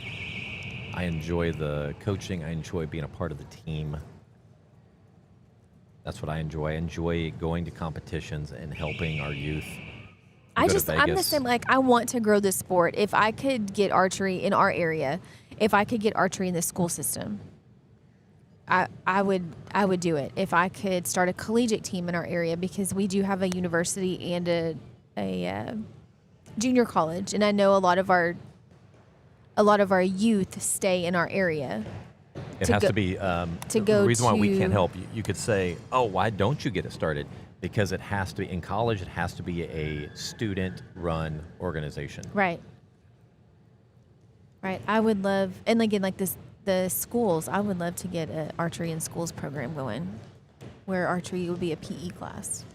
Yeah. For the schools. And I could teach archery all day. I could teach it all day. Could you? I could. I did. I took a year and I coached entire year. That was in 2021, 22. I coached full time for a year just for fun. It didn't help pay the bills, so I had to go get a real job. No, it doesn't pay the bills. I coach about 10 hours a week, I guess, is about what my load is for. But I don't do one-on-one individual stuff. I do. Mine is mostly like large group settings, and then my JOAD group is a little smaller, and they don't necessarily need me as their coach. So I can pull some of my 4-H kids that are needing some help. Yeah. They get a little bit more one-on-one time because my JOAD group is a little bit smaller. But for the most part, I'm a large group setting coach. But I'd like to do some more smaller stuff too. But I think schools is where it's at. I think schools is where we'll be able to grow the sport. That's why I talked to. We did an interview with Tommy Nash, which is the president of the NASP organization, and he said a couple key things in that conversation is that in the school, the reason why NASP is so successful in the school is because of the community of it. Because the kids feel like they're a part of something. Right. And they've done studies that show that kids they're a part of something. Even in the archery community, their scores go up. So they look at their scores before they started NASP to when they were in NASP, and their scores went up. Their scores in school, right? Yes, like their education. In school. Yes, thank Yeah. you for clarifying. In school. They feel like they're a part of a community. Instead of just having a couple friends at the school, it's almost like you become an instant group of friends that you can have because you all you're like-minded at that point. So they become very close. So community Archers. was a big part. Schools,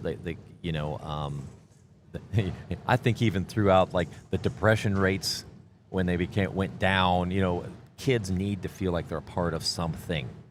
Right. And archery, not everybody is. And he talked about the different sports like basketball, volleyball, baseball, Soccer, football. Football probably brings in the most amount of kids that can be a part of football. Right. But basketball, what is it? They take maybe 10. I don't know because I don't know basketball. They don't take many. So for Volleyball really doesn't either. Maybe 6 volleyball to 10 takes, because you only need 6 on the court. so and they you've probably got a few take about subs here and 10, maybe 12 Right. kids. They'll have the junior varsity, but from a varsity perspective, it's going to be a very small percentage of kids that can get into it. Archery is open to everyone, and that's why they put on these huge numbers. That's exactly right. That's what I wanted. Like, archery is for everyone.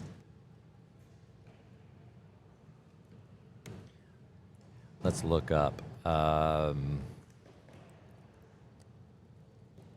See what Google or what AI has to say. At the,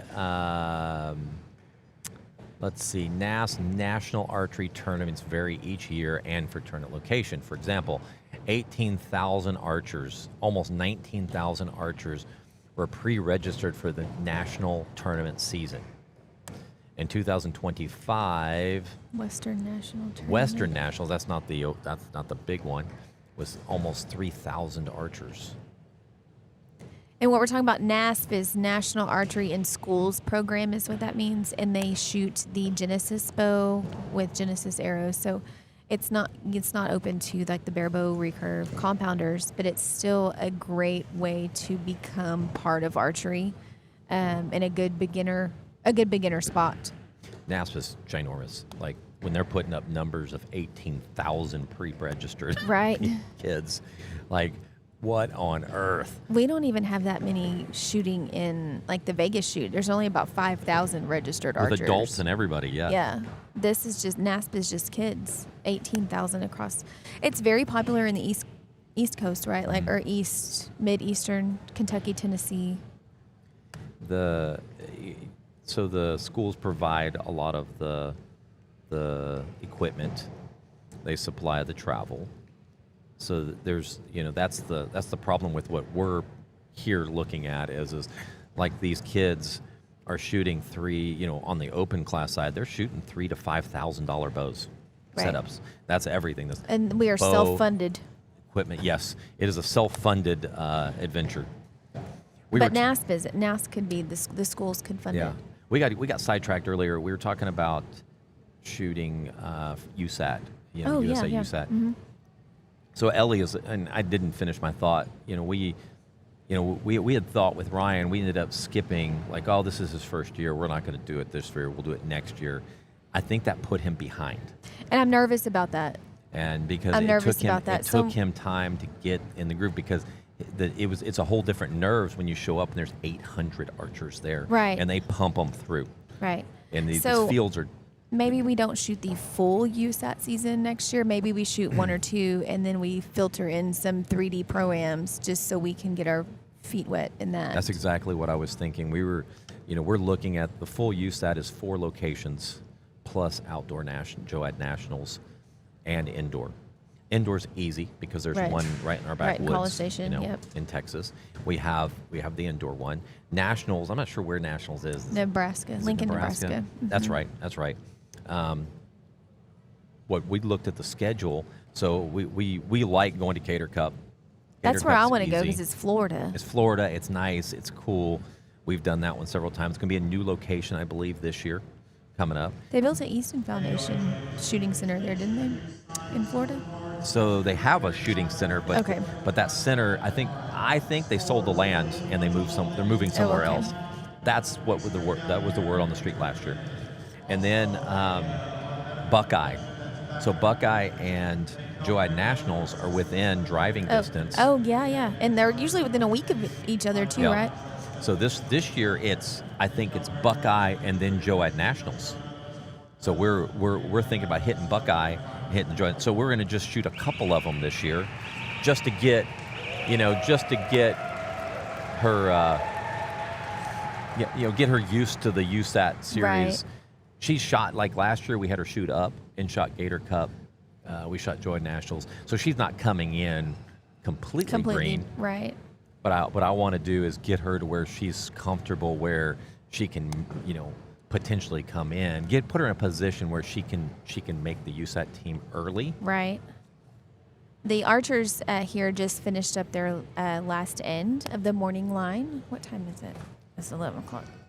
So we and I don't know if it'll plan out like this. This is what Ellie wants to do. Right, and that's the same You know, thing for us. so I'm kind of, we'll do some USATs. Yeah, we'll try to get in some of the pro-ams for 3D. I don't know. She When wants it to all shoot comes down to USAT it for just, U18, and then she wants to skip U21 and go right into the adults. So she doesn't want to shoot her last 2 years. That's what she's telling me right now. Okay.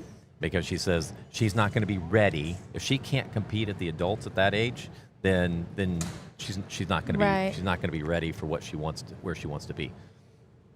We'll see. All we can do as parents is if that's what they want to do and we can make it happen, let's try to make it happen. Yep. It's different with compound. Compound, there's not a huge reason to skip U21.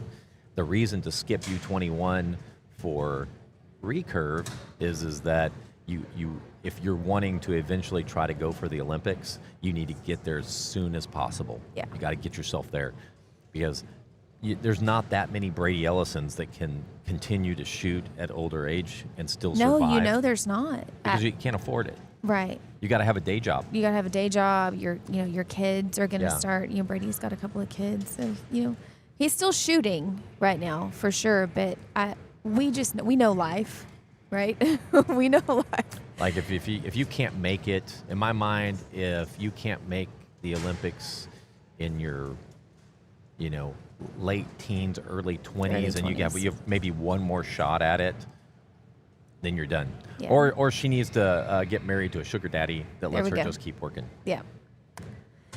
All right. I didn't hear them announce any makeup arrows, so we should be good to go with that.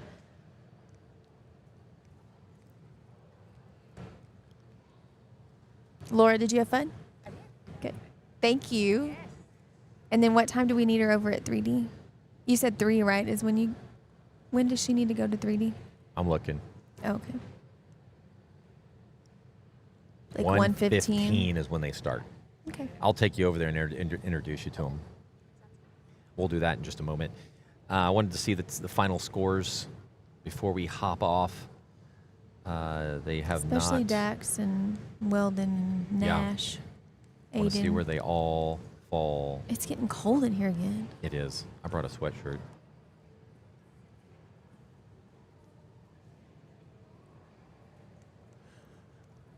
Still waiting for those scores to update. Once they update, I want to see where these senior boys fall. Derek said 1 arrow shoot offs. If there's any ties. Y'all can thank Heck Derek. yeah. Y'all can thank Mr. Begnode for that. Heck yeah. So what that means is if there is a tie, when you get to tomorrow, we have our top 8. If there are any ties, there's going to be a 1 arrow shoot off to see what your placement is. Those could be really important. Right, he was just telling something about lunch. That's all I was paying attention to. It's ready. Bye. Peace out. No, I'll wait a few minutes. You want to see where these kids I do fall. want to see where these kids are. I do. I do want a good lunch, though. Y'all can tell I'm just here for the food, right?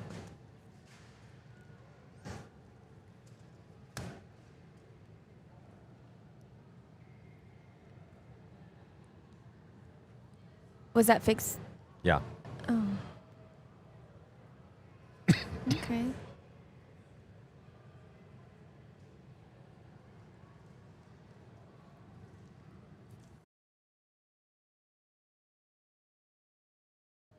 All right, let's see if these scores are in yet. They've still not. Dax is still not in.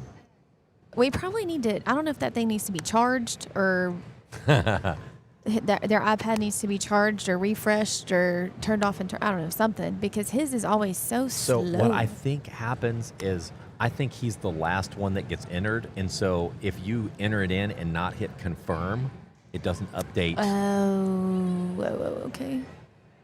until they go over there. Like, oh, confirm, and Oh, then they yeah, put the yeah. next scores in. So for Freestyle Compound Senior Female, Julia Cook ended with a 596, and Shelby Britton with a 590. Those two should be pretty safe to make the final 8. Dax has not up. None of them from 24 have 24 have updated yet. updated. So they're just once. Are they still down there visiting about? They're not even down there. Targets are down and everything. Come on, bro.